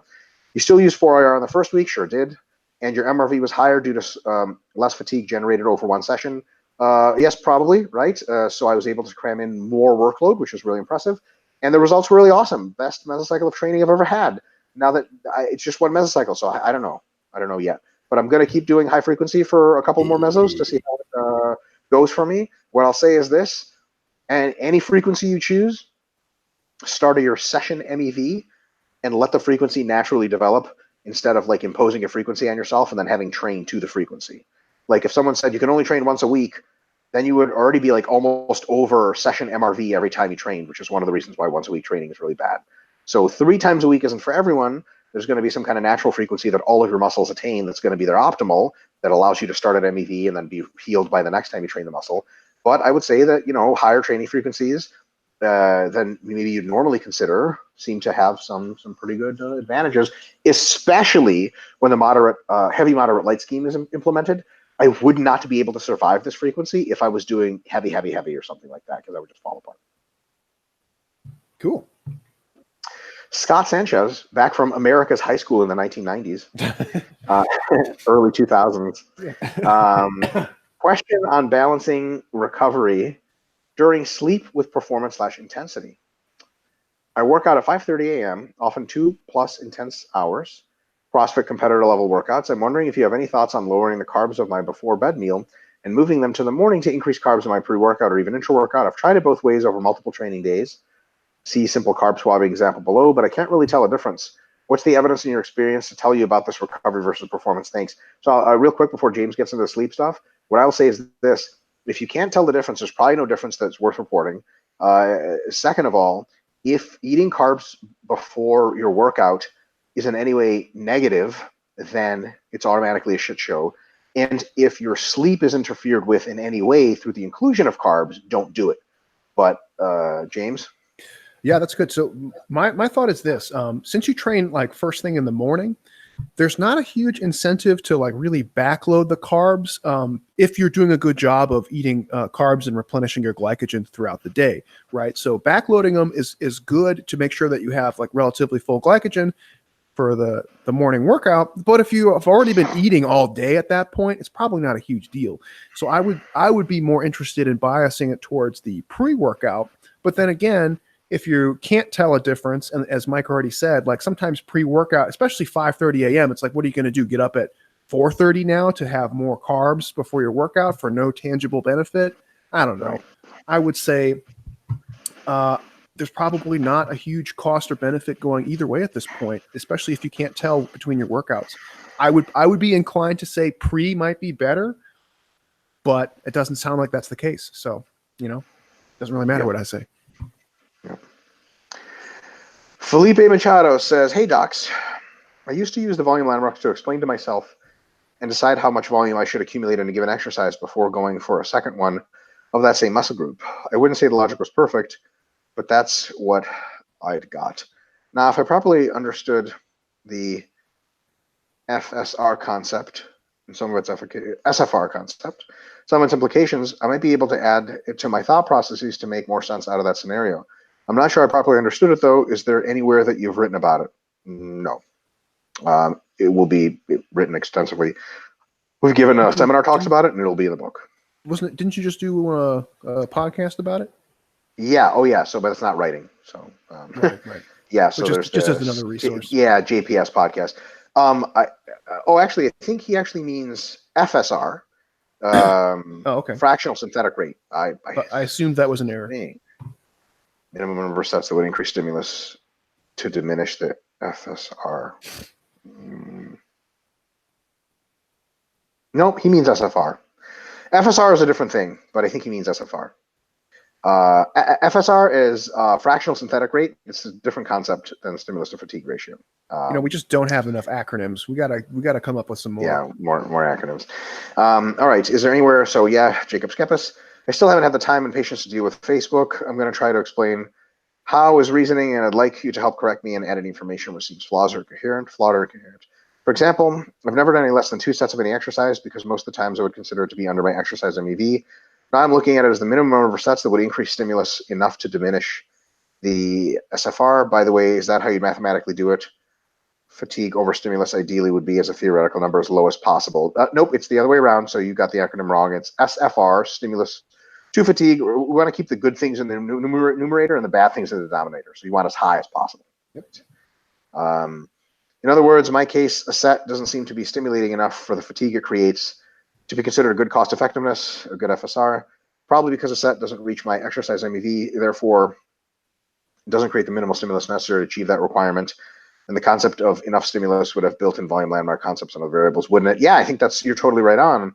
So your exercise minimum effective volume is the SFR is something that can be seen as set per set per set, right? But there's a certain amount of stimulus that needs to occur for the effect to occur. So it's 2 different concepts, right? You can stimulate without an effect happening. So you can have an exercise with a really good per rep or per set stimulus to fatigue ratio, but a certain level of stimulus, let's say 1 set, it is still under your MEV. So you don't get a pump, you don't get sore, you don't get anything, and your body's like, it's like you kick your car to start, your car's like, and you're like, nah, we got nothing. So definitely, so any exercise actually, stimulus to fatigue ratio has an MEV. It reaches your MEV after a certain number of sets. Some exercises with the higher ratios will reach it faster because the effect is going to be higher sooner if the stimulus is bigger. Right, but so that's right on thinking there. Hopefully they cleared some of that up. He says, after reaching what I was calling MAV for a given exercise, I go to a second exercise. What I was calling MAV could be seen as the point at just before SFR starts to increase, or in this case, decrease via diminishing stimulus, increase fatigue percent. Totally. Yeah. So you should look up the JPS podcast. I have talk about that. There's this U-shaped curve, right? Where if you do 1 set, it's awkward and fucking weird and it probably doesn't grow a lot of muscle. 2 sets is better. You get more mind-muscle connection, more pump, all this other stuff. Actually, there's some potentiation there where you might actually have a better set as far as force production, specifically to the muscles involved. And then after a while, you max out on that, and then you sort of diminish down when, especially systemic fatigue starts to get high and your mind-muscle connection goes, your technique starts to break down, so on and so forth. It says, a personal example, explain what I meant. At the moment, if barbell curl is my first bicep exercise, at a point around 4 to 5 sets, a 6 set would result in stimulus, way less mechanical tension per set because my reps drop less than half. Yep, sure. But remember, I don't know if that's solvable by adding another exercise. More disruption per rep, increased pump metabolites, et cetera, probably not more disruption per set because the reps are much lower. Sure. And also, you could just get the marginal increase in pump. It's not that you don't get an increase in a pump anymore after doing more sets. You do. It might not be as impressive an increase. It's the increase in fatigue is way higher. Like the first 4 sets of an exercise, your pump is gnarly, mind muscle connection is gnarly, and people are like, hey, are you tired? You're like, no, I'm fucking great. Like, that's great. That's probably when you should stop. But if like 8 sets later, like, how's the pump? You're like, the pump is great. Like, how do you feel? Like, I feel like shit. And the last, James, you ever do that? Like you actually described that earlier. Like you were like, should I do a 7th set? And you're like, nope, that's just going to be stupid. Like, it's just not going to do anything. So it's going to add fatigue and very little stimulus at that point. And like, so also consider that you're going to have diminishing returns at some point as well, right? Where you're going to go over that curve and you're going to still make positive improvements, but you're making less positive improvements at that point. So now you have the combination of diminishing returns and accumulating fatigue, making that ratio very shitty. Yes. The fatigue accumulates more and more, but the returns start to diminish. So the the stimulus to fatigue ratio goes, it was lower, it started elevating, and it goes zoom, and it falls really, really far down. So it says fatigue, more fatigue per rep, but as the reps lower, maybe the total fatigue per set, similar to the other 5 sets, probably. Yeah, the fatigue starts to really skyrocket, actually, so it's probably more fatigue per set. That balance would result in a lower SFR, therefore I'd be better off moving the other exercise, yeah. Okay, therefore I'd be better off moving to the other exercise. Maybe. Yeah, if the fatigue is local in nature, yes. If it's systemic in nature, maybe. Sometimes the novelty of a different exercise introduces a higher SFR. Sometimes you're just done with that body part, right? If you're talking about like 6 to 7 sets of an exercise, 3 times a week, that's your fucking MRV. Like, there's just not anything else you can do, right? Does adding another exercise work? Yes, it could for sure, but it's not guaranteed to. Like, there's a certain amount of like you cashed out your muscles in which they're just done and there's no more anything to get out. Especially if you're moving from like a really efficacious exercise to a less efficacious exercise. At that point, it's like, why bother, right? You've already exhausted one of your best tools. So now you're moving to less useful tools, and it's just a waste. Yeah. If it was the other way, where you're like, okay, well, I'm doing stiff-legged deadlifts, but I really feel like I get a fuckload out of these glute bridges, then maybe. Yep. As a second exercise, I choose one that is taxed slightly differently than the former exercise because it would allow me to work my muscle closer to its full potential, maybe. Therefore, increasing stimuli while starting with less fatigue, maybe.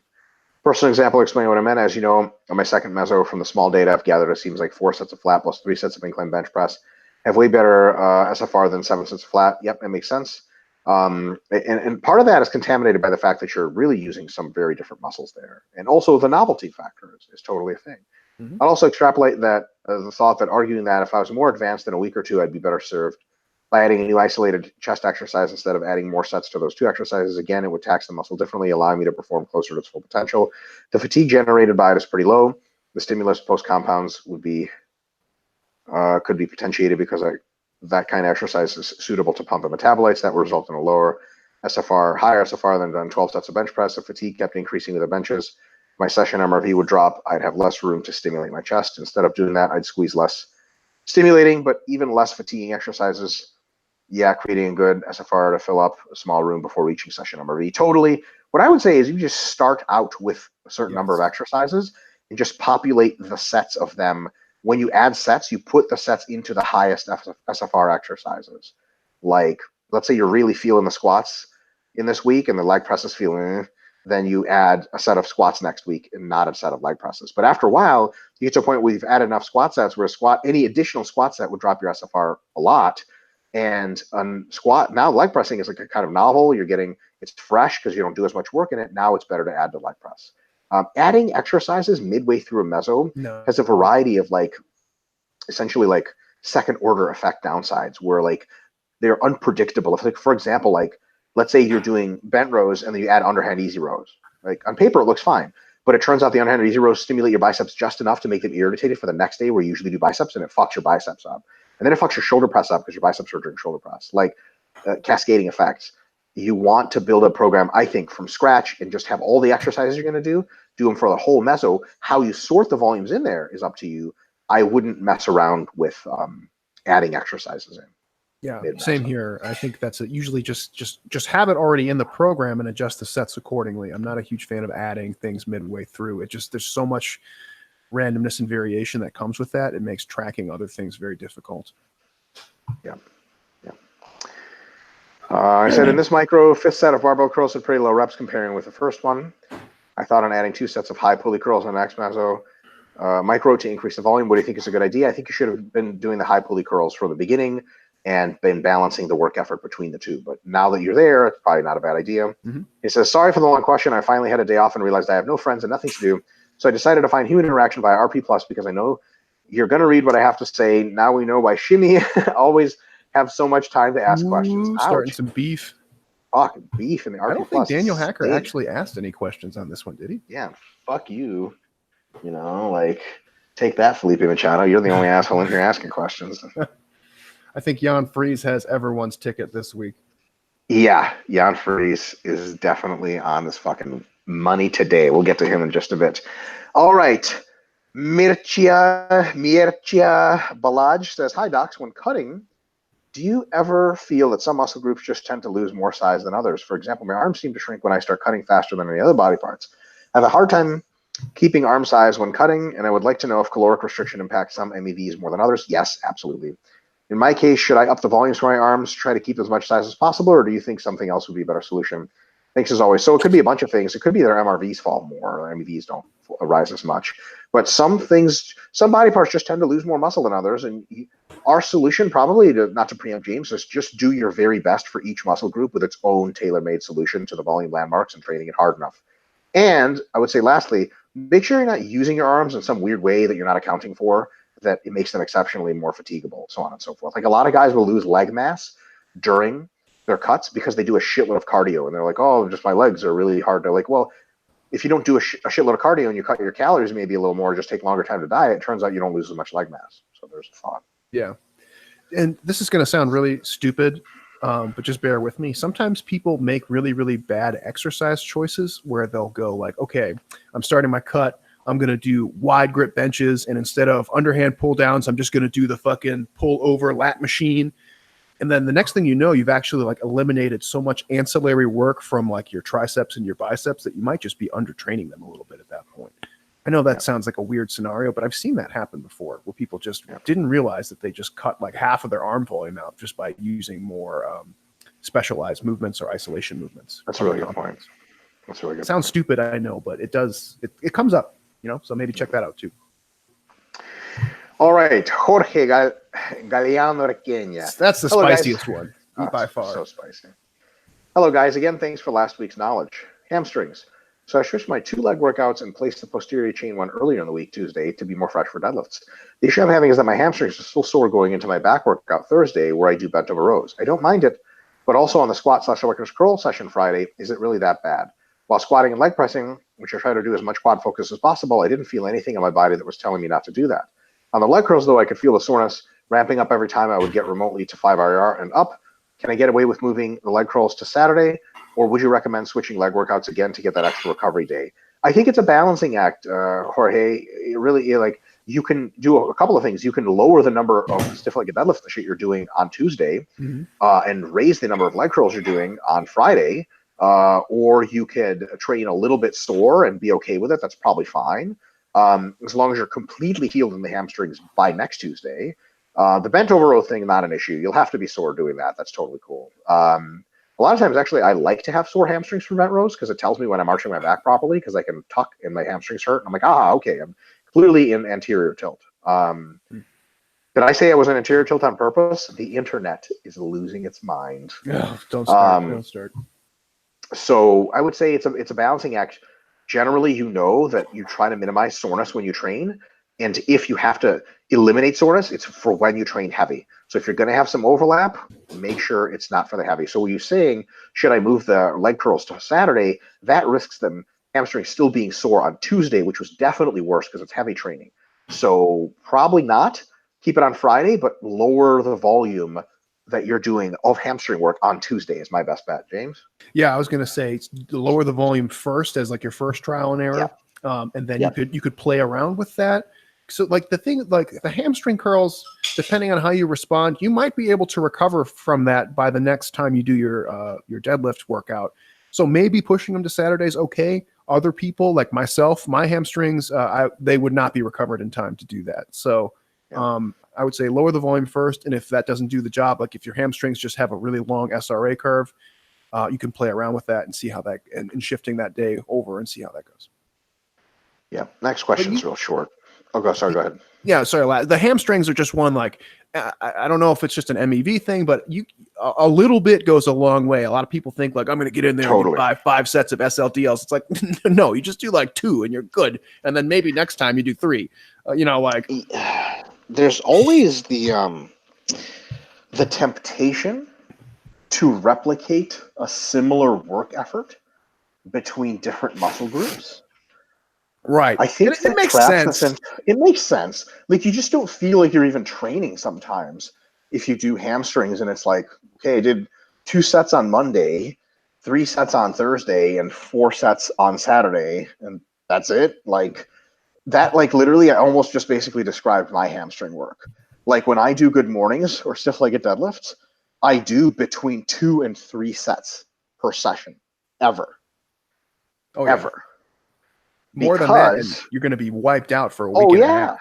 Oh yeah, 100%.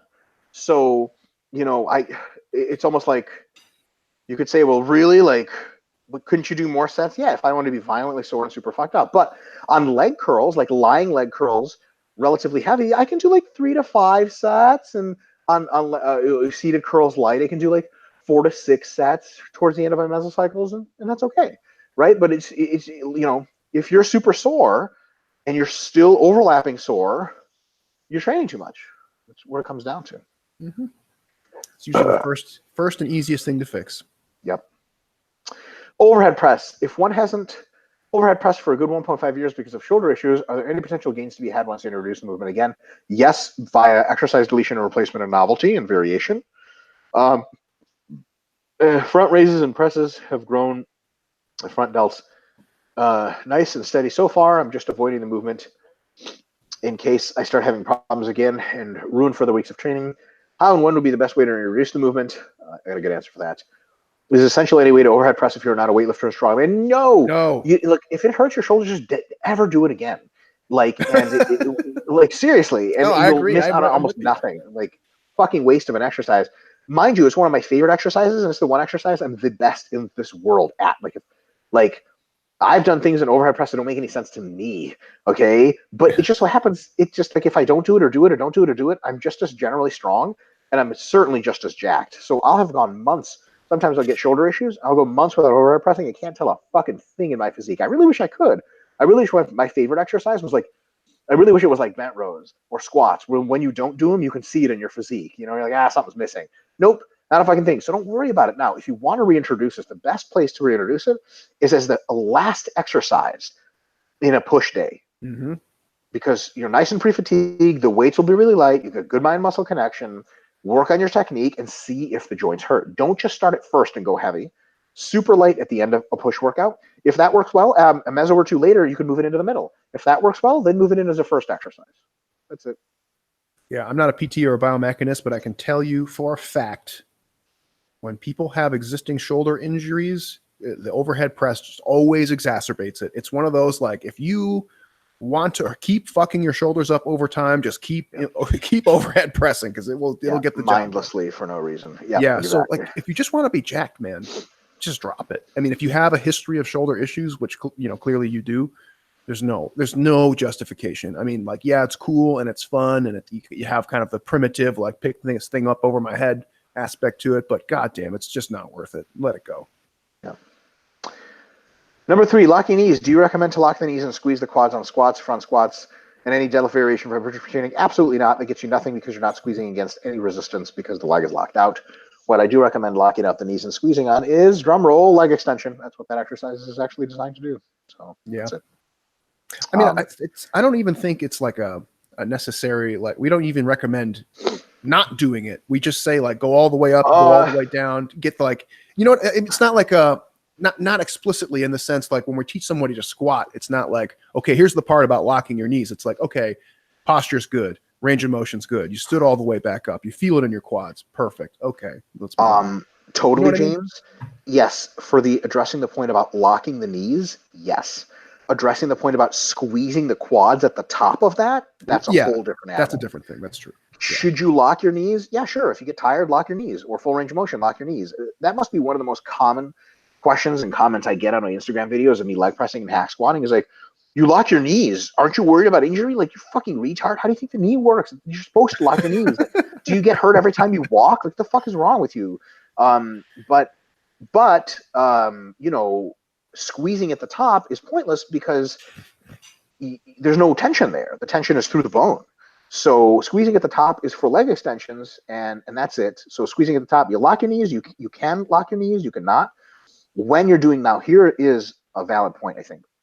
If you're doing leg extensions, some guys, when they do leg extensions, they'll go to like here and they won't lock and hold and squeeze for a second. I think they're missing out on probably the only, What the fuck is the extension for then? You get the same force vectors if you just squatted a leg press. And that's the So on a worst leg part of the extension, movement. You can It feel is it.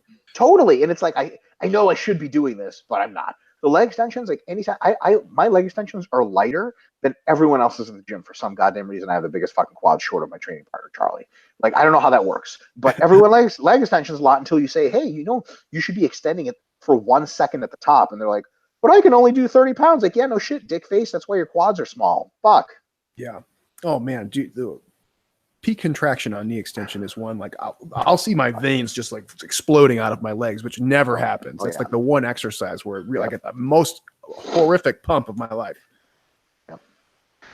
All right, next question here. Mini cut. So I checked with my dietitian a couple days ago, and we agreed they still have a good 8 to 12 weeks to keep gaining weight before mini cutting. So far, I've been doing 6+1 training mesos. Considering that, what would be better for now? 3+1 mesos, and a mini cut. That's not a good idea. No. 2 4+1 mesos, 10 weeks, and then a mini cut, or 1 6+1 meso and 7 weeks and a mini cut earlier. Oh, I see. I would, no. I would actually say it's not the weeks of weight you have, it's the how much weight gain you have. So I would say do 2 6+1 mesos, but gain a little slower in both of them, Yes. and then mini cut after. Yes, because the only thing that you gain by doing like 3-3-1s is just more deload time, right? Yeah, like that's it, which is I guess cool. You'll always be like in a Fine. high state of preparedness, but it's just time that For you're nothing. losing for nothing. Yeah. Especially if you've been doing 6-1s. Like if you were like, I'm not sure, I would say maybe just do the 4-1s because that's tried and true at this point. Yeah. But you've been doing the 6-1s. Keep doing it. That's a good situation. Yeah. It's actually a great, totally retarded Louis Simmons quote, which he had very many. He bragged that because his guys are always peaked, he's like, my guys are ready to do a meet in their best anytime within the next 4 weeks. Who else can say that? And the response is like, do you live in a world where there are surprise powerlifting meets? Right. What the fuck are you talking about? It literally means you guys are in a state of not training more often than not. 100%. Yeah. All right. Number 5, ibuprofen. How bad is it to take an NSAID in case of occasional headache? It's not. Not bad at all. There's these radical weather changes from one day to another. My head usually takes a hit. It's not super bad ache, but I kind of enough to be annoying when you have to train. It usually happens to me most of April and May. So I imagine training with the evening, go to sleep, wake up with a headache. I take an ibuprofen, will kill the gains. No, fuck no. You have to take an unbelievable amount of NSAIDs for a long time for that shit to happen. Yeah, don't even sweat it, man. All right, Jan Fries actually is our last question for the day and occupies like 4 pages. But a lot of these are not super detailed. They're actually confirm or deny questions. So, cool. James, feel free to hop in, but I'm going to sort of try to mow through these and get these good answers out. And if you want to stop me, just stop me. Cool. If you have anything to add, just yell. Sounds good. All right. Hey, Mike and James, hope you're doing well. Here we go again. I'm currently in the 4th week of maintaining. It's actually the deload of my maintenance phase, and I've got a few questions about throwing my next mesocycle. Mesocycle length. The remaining prep lasts 22 weeks. So I have different options for mesocycle length. The first would be 2 by 5 weeks in length. 5 weeks was also the length of my previous 2-cut mesos before maintenance. And 2 by 6 weeks, or vice versa. So 5-5, 6-6, or 6-6, 5-5. For my understanding, 6-6, 5-5 would be better since recovery capabilities go down through the diet. So more frequent deloading would be the better option later in the prep. Obviously, also planning to do a diet break at maintenance calories when deloading, or as Steve has called it, a deficit break. That's more accurate. That's really good. Probably 6-6-5-5, James. I think we're splitting hairs, but I think 6-6-5-5 is definitely, at least from a theoretical perspective, yeah, it makes sense to me. Yeah. Okay. 3 caveats. I just read Cliff Wilson's contest prep, and he suggested not doing diet breaks so often at the later stages of prep because you're practically in danger zone of being really, really, really lean. So you don't want to spend even more time there if not necessary. Obviously, there would be only a small difference in 6 versus 5 weeks, but I would like to hear your thoughts about that. So Cliff might very well have a point.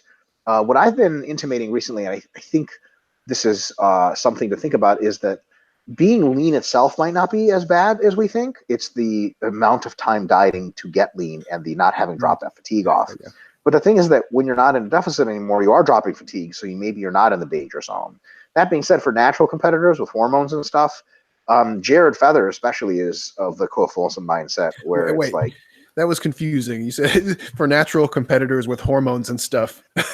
sorry, you mean yeah, like for endogenous natural, hormones, or yeah, for natural okay? I competitors, was like, wait, they wait. they get endogenous hormone reductions. It's kind of like once you have those, a deficit break week isn't going to fix you up. It's just more time of you having low testosterone. So I think that there is a middle ground there. I think that the 6 versus 5 dichotomy doesn't separate the middle ground. I think both are fine. But if you started taking like a diet break every 3 weeks or something down there, or taking 2-week diet breaks when you're at 5% body fat, that would probably be a bad idea. So, Agreed. yeah.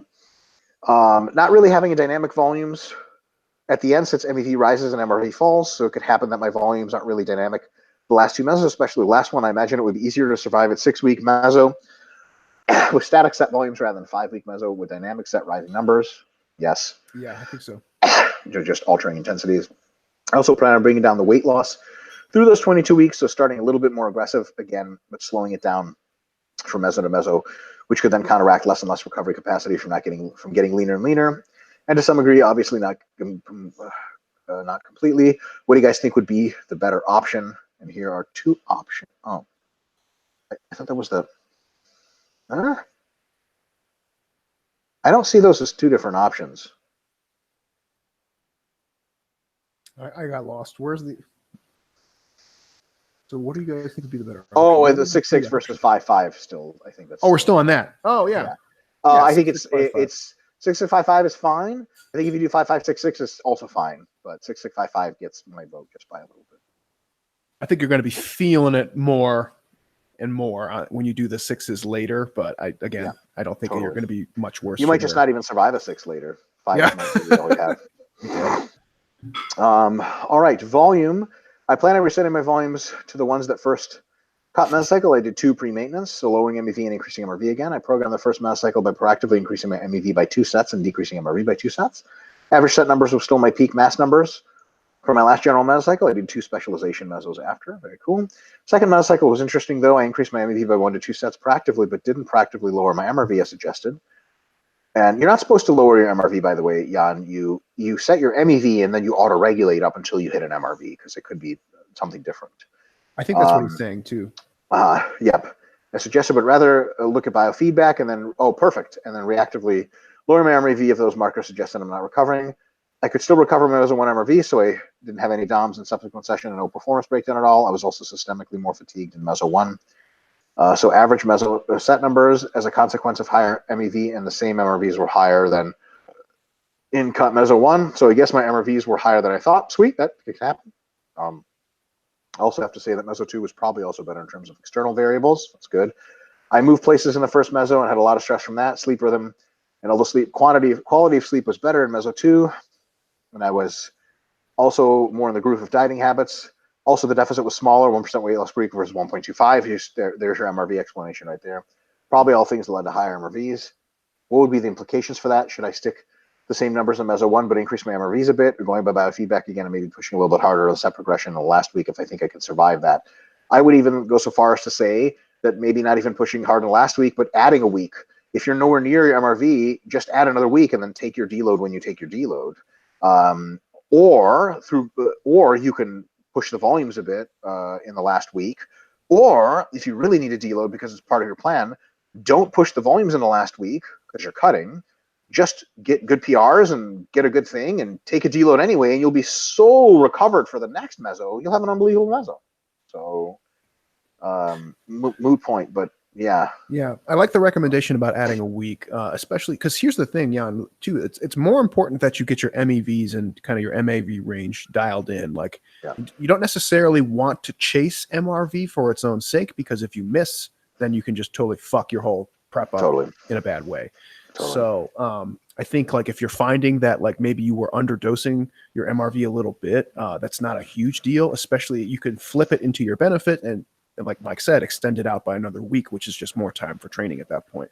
So I wouldn't necessarily, I mean, like we always advocate training from MEV to MRV, but there is a point, especially like when you're delicate in your show prep, and I don't mean delicate like in a girly weird way. I just mean like, yeah, you're in a fragile state, and any really big disruptions could throw it off. So needlessly chasing and pushing the envelope of MRV might not be a good strategy, is my only point. All right, exercise variation. I'm thinking about changing a few exercises, mainly a few isolation exercises to provide novelty and prevent monotonous workouts for months and months. But also, what will I do about my deadlift and barbell bench? What do you guys think of my thought processes? think I have some good rationales, but want you to check if I need to be avoiding the hard stuff. Bench is probably the one lift that I'm thinking about rotating the most close to the deadlift.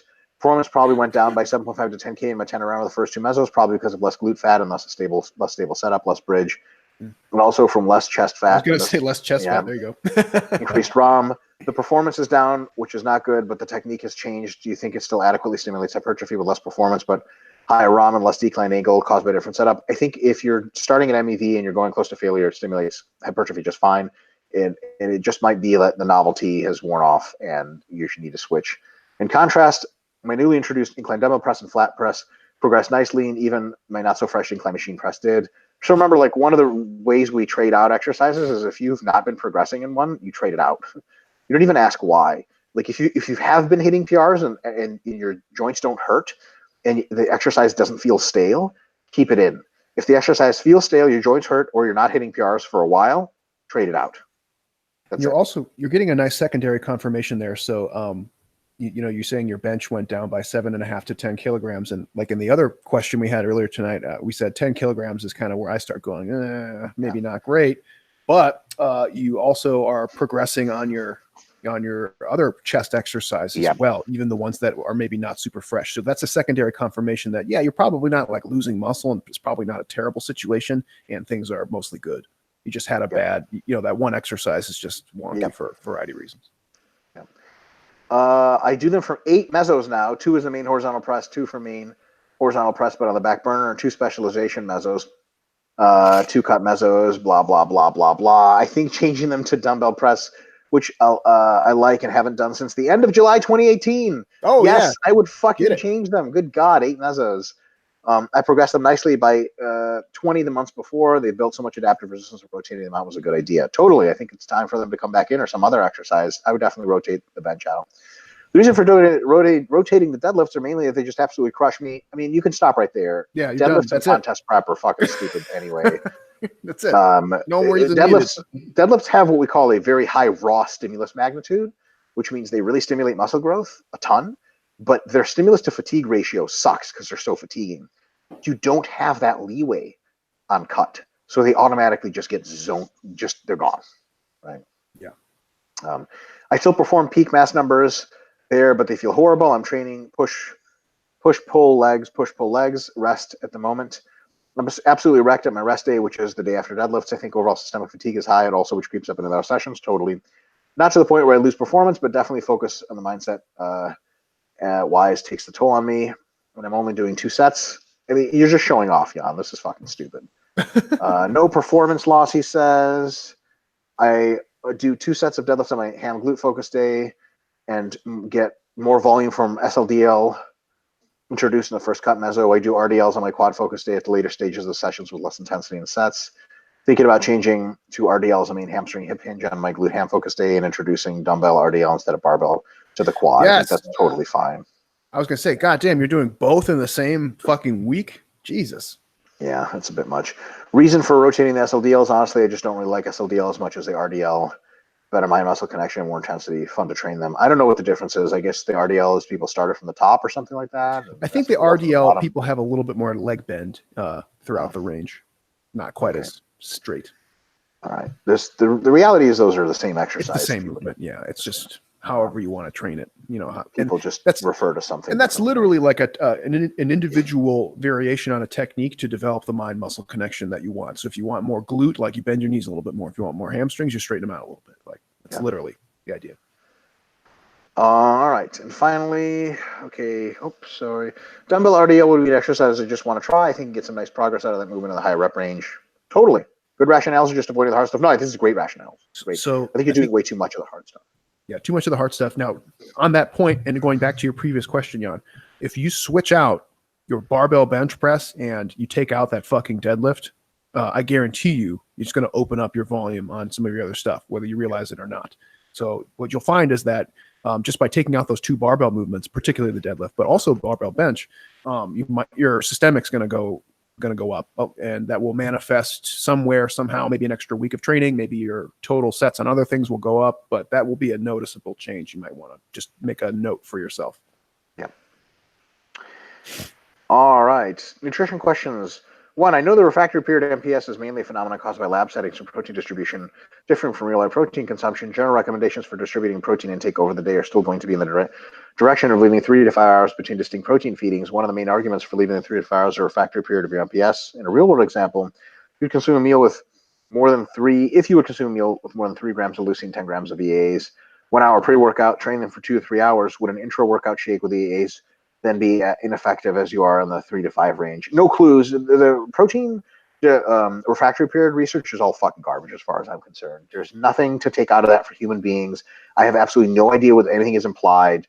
Humans don't eat like that. I'll put it to you this way. I'll make it worse for you, Jan. If you eat like a chicken and rice meal at 3 hours, and then at hour 8, you eat another chicken and rice meal, it's a completely streamlined protein distribution. There's no pulsatility because that's how long it takes to digest. So apparently those kinds of protein distributions should be causing people no hypertrophy. It's fucking garbage. I don't even want to reason about it. I have no idea what to make of it. Nobody does. I don't want to get this wrong, but I remember, I think in Brad and Alan's timing paper, they actually specifically addressed this question. And I don't want to get it wrong, but I think they said so long as you eat within like 2 hours pre or post, the intra-workout shake is probably superfluous. Yes, totally. But as a theoretical question, would the interfere? I don't know. I highly doubt it. Highly doubt it. Yeah, look up that paper and see what they said. Maybe they have some more insight on there. That's actually an older paper. Maybe they don't. Never mind. Who knows? Who knows? 1.2, what's the main reason for protein in an intra-workout shake? Then if you eat within 1 hour before and 1 hour after the session, even if the session is lasting 3 hours, it's still only a 5-hour window in between meals, and you're very likely still digesting and absorbing protein from the meals before, still supplying you with amino acids. Protein in an intra-workout meal has been shown to actually enhance the hydration process and enhance carbohydrate absorption speed. In addition to that, it might offer some mild anti-catabolic benefits because, yes, while you do have digestion of extant nutrients, and you will be supplying some after, you may be in a situation where the amount of catabolism is so massive that you need more. Maybe. But again, this is like if the workout is here's the thing, like intra-workout, like should be, if your workout's 2 hours long, you need an intra-workout protein a little bit, but it's a super fucking moot point. So yeah, I agree. Question 1.3, what would you guys prefer, an intra shake as a protein source, an isolate or EAAs? Currently using 12 grams of pure EAAs plus clustered dextrin. What the fuck is that? Just go to the Walmart, the German Walmart, and get some fucking whey protein, man. Whey protein. Whey protein actually absorbs faster than EAAs. Main reason is probably taste and maybe digestion, but I never tried isolate as an intra-workout. Isolate's great. It's probably it's been shown to be better absorbing than essential amino acids. And I don't know what the fuck clustered dextrin is, but it probably doesn't spike insulin, and that probably means you need to get another carbohydrate. It sounds like it'd be a cool name of a bodybuilder. Clustered dextrin. It's like Dexter Jackson, but exactly. Seems even leaner. Number 2, this is from my intern Nicholas. For maximizing MPS, we know that it is optimal to distribute your dietary protein intake over 3 to 6 servings a day. I think the same could be true for carbohydrate intake to maximize the anti-catabolic effects of this nutrient. Almost certainly. Yeah. So in practical terms, would it be more beneficial to eat carbohydrates nearly as distributed as protein to maximize the anabolic state of one's body? Yes. There's also carbohydrates have the same constraint of protein as well, where there's at some theoretical point you stop benefit from taking more, right? And yeah, totally.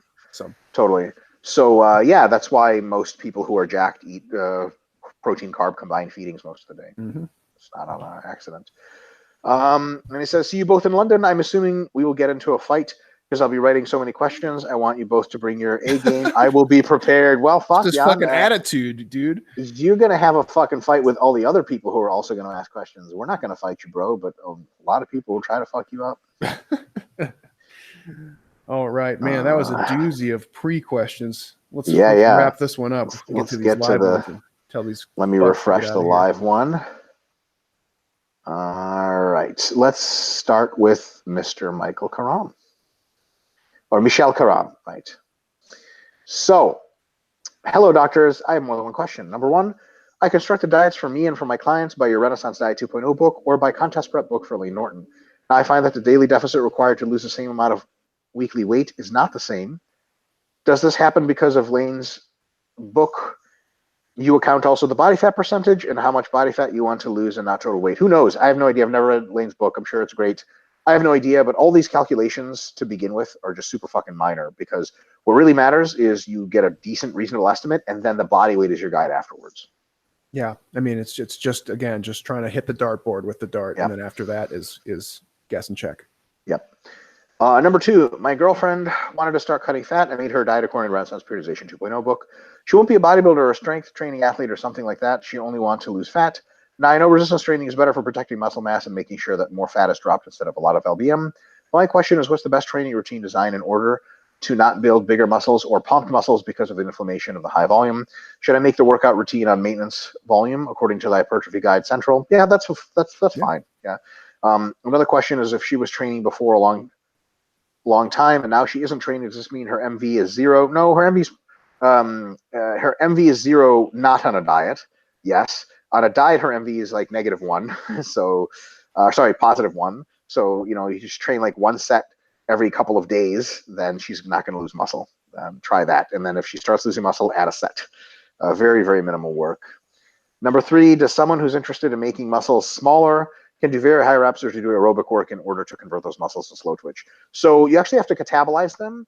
Converting to slow twitch is not enough unless they're already really jacked. High reps grow muscle. So what I would say, if someone wanted a smaller muscles, they would have to train at a high level of endurance athletics and diet hypocalorically. Massively fatiguing, terrible. You'll feel like shit, and then you'll be skinny. Yeah, I have a hard. And Yeah. undereat protein like crazy. Do like 25 grams or 40 grams of protein per day, and sometimes 50 grams, and go no higher. And yeah, if you want smaller muscles, a lot of times girls say they want smaller muscles because they think their muscle is big, but they're really just fat. So most girls don't have big muscles. And the I can problem almost that assure you you that get your is girlfriend does not. when you get them to lose weight, and they think they're gonna look good, and they look like a fucking hot dog. Yep. Right. That's the problem. And then they are like, oh, then they start like, it becomes this whole thing where they were like, oh, I just wanted to be skinny, thinking like, oh, I have some muscle underneath, I'm gonna look fit and healthy and all this stuff. And it's like, no, you just look like a fucking turd. Yep. Now that you're skinny. So that's, just be careful. So whenever somebody says like they want to lose muscle, I become very skeptical. It's usually, I would say, I don't know, this is just my estimate, but I would say 80% of the time, maybe more, it's a bad option. Unless you are morbidly heavy, like if you're fucking, who's that guy, Eddie Hall, right? And the doctor's like, bro, you're going to die. Yeah, you got to lose some muscle at that point. But that's a pretty extreme case. That's easiest, come off the drugs. Yeah. All right. Mariana Perdomo says, currently having success cutting on the RP Diet app. This is my fourth cut with masses in between with RP, and I'm beginning to have enough personal data to start recognizing personal tendencies and preferences. During my deloads, I like to eat at maintenance calories, and to aid recovery and set me up for another meso of training. Not a diet break, no cheat meals, just maintenance. With the templates, it was easy to do. I just ate the base tab macros for 5 to 7 days. How do I implement the same strategy with the app? Easy. When it asks you before the deload week, hey, you recommended whatever is to do this, you just click the I'm hungry, add food option. It adds food for the deload week. Then the next week, it'll recommend some other stuff. Then you say, okay, drop me into a cut again. Solid. That's it. Yep. Thanks, app. Tony Drotnell says, hey guys, have you ever seen a 45-degree leg press machine that's not much longer than 6 feet from front to back? Not those pseudo hack squat things without shoulder pads where you sit upright. Those squeeze me out of the seat like toothpaste out of a tube. A real leg press with your ass just above the floor. It looks like a vertical leg press. The only I have seen that option of that size. Also, please remember to share the seminar flyer on your Facegrams and Instabooks so we can keep the hype train rolling for the Calgary seminar in July. Yeah, I have no idea. I've never tried to measure a leg press. I have no fucking clue, James. It's weird because the seat is like on the fucking floor. I know what he's talking about. I don't really have any insight other than that. It does feel weird, but yeah, it's like getting in a Ford Probe. Oh, sweet. All right, Michel Karam is back. Number 4. What do you do order to know how much weight you have to lose to get a specific body fat percentage, you have to get some. Well, so first of all, you have to get your body composition analyzed, right? This is a wormhole. This is a rabbit hole we're going down here. Yes, but we're going to cut this rabbit hole off and say the following. People don't give a shit what their body fat percentage is. They care how they look. So how much weight you have to lose? You have to start losing weight progressively and slowly. And after 12 to 16 weeks, stop. See how you look. Take a maintenance phase and then keep going until you look like you want to look and then stop. That's it. That's it. Yeah. Number 5, fucoxanthin. God damn, that's an interesting name of chemical. Versus yohimbine HCl. What's better for fat loss and how they work? No clue. No idea. Sorry. Don't know anything about them at all. James? Fuck all if I know. Yeah, there you go. Sorry, Michelle. We don't know at all. Number 6, how much do you recommend to increase weight in 1 month in gaining muscle phase? RP Diet Book 2.0, you said you read it. There is distinct recommendations. Anywhere between 1/4 to 0.5% of your body weight per week, which means anywhere between 1 and 2% per month. That's it. That's it. Number 7, if training for high reps forces you to do a set to failure and ensure that you have signal for muscle growth, so why are we not only accept the truth that the rep range, 8 to 12 rep range, is the best because there's less joint problems like 5 to 6 reps or lower and less chance to not have failure with higher reps? What I mean is the problem if we all work in the 8 to 12 rep range for all the exercise and muscle group, because this has been refuted. They have had several studies where people work in just that rep range or in any rep range and then multiple other rep ranges as well, but the total volume is the same. And the people that work through a spectrum of ranges get more muscle gain. So on average, yes, 8 to 12 is the best rep range. It really is on average. But on average, doesn't get you everything, right? If you can get all the ranges, that's the best one. Yeah, if you go back to earlier, we had a longer discussion on rep ranges. Yep. So give that a listen earlier in the episode today. Yeah. Number 8, like we know, we only use frequency in order to increase the volume. So if someone is beginner and still doesn't need to do high volumes, does frequency of once per week will be okay? No. We'll get to why. Or also to split his volume up into 2 days at least. 2 days at least, mostly because of motor learning. Yeah. Because they're going to want to do the same kinds of movements and actually get good technique. Once per week is like they're just not going to remember shit, and they're going to just get the movements wrong. And also once a week quickly within several weeks becomes suboptimal. Maintenance training at that point, yeah. Number 8. Oh, no, that was it. That was it. I've asked a lot of questions. Sorry, doctors. Thanks for a lot of questions you answered and for all the knowledge and information you're giving me. Of course, you don't have to thank us. You pay us. So our pleasure. And don't apologize for your questions. Stephen Gruber actually has 2 questions, so I'll just knock his out at the same time. One is a comment. Mike, the bullet point tips in each muscle group you've been putting out on Instagrams are pure gold. Keep them coming. By the way, you look insane. Goals, dude. Thank you so much, Stephen. I've been working at it, and the tips are just excuses for me to post naked pictures of myself. I'm not a huge fan of those tips, actually, because they're not comprehensive. I like to make comprehensive recommendations, but the hypertrophy textbook or whatever, the hypertrophy book, Scientific Principles, is going to be as comprehensive as it gets. So I can still maintain my sanity in knowing that I'm not just making shit up. Stephen Gruber again says, when you program multiple days for each body part, do you program light, moderate, heavy days, or do you mix rep ranges in a given day? We actually answered that question exactly, Stephen, earlier. So if you want to scroll back, that is answered better. Just in case you don't scroll, if through intensity and fatigue management and maybe some tiny interference effects, we probably want to program the days either heavier or lighter, or heavy, moderate, light, and probably mix as little as possible. All good. Okay. Mikhail Kanan. Hi, honey. My wife got home from being a doctor. Hi, guys. I used to compete in kickboxing, but now I'm training mostly with physique purpose. I'm dieting right now, and my intake is 2,600 calories at 161 pounds, lifting 5 days a week, doing a total of 90 minutes of low-intensity steady state per week. I plan on doing kickboxing 2 times a week as a second workout, later after a lift in the same day. Do you guys recommend I match the caloric output from kickboxing on those days? And if so, how would you estimate it? Sessions last about 60 minutes, where we hit pads, heavy bags, shadow. I was thinking about using a METs chart, but not sure if that's the best way to go about it. Yeah, James, go ahead, hit it. No, I mean, I don't have much to say. I was just going to say, don't even This is bother. what I was going to say. Don't bother. You'll just lose weight a little faster, and then if it's too fast for you, you just need more food. Yeah, it's literally it's the same thing. It's go ahead and go for it, and then guess and check. Like monitor your body weight, adjust accordingly. Yep. Probably the worst thing that'll happen is you get lean a little faster. Yeah, Not a bad thing.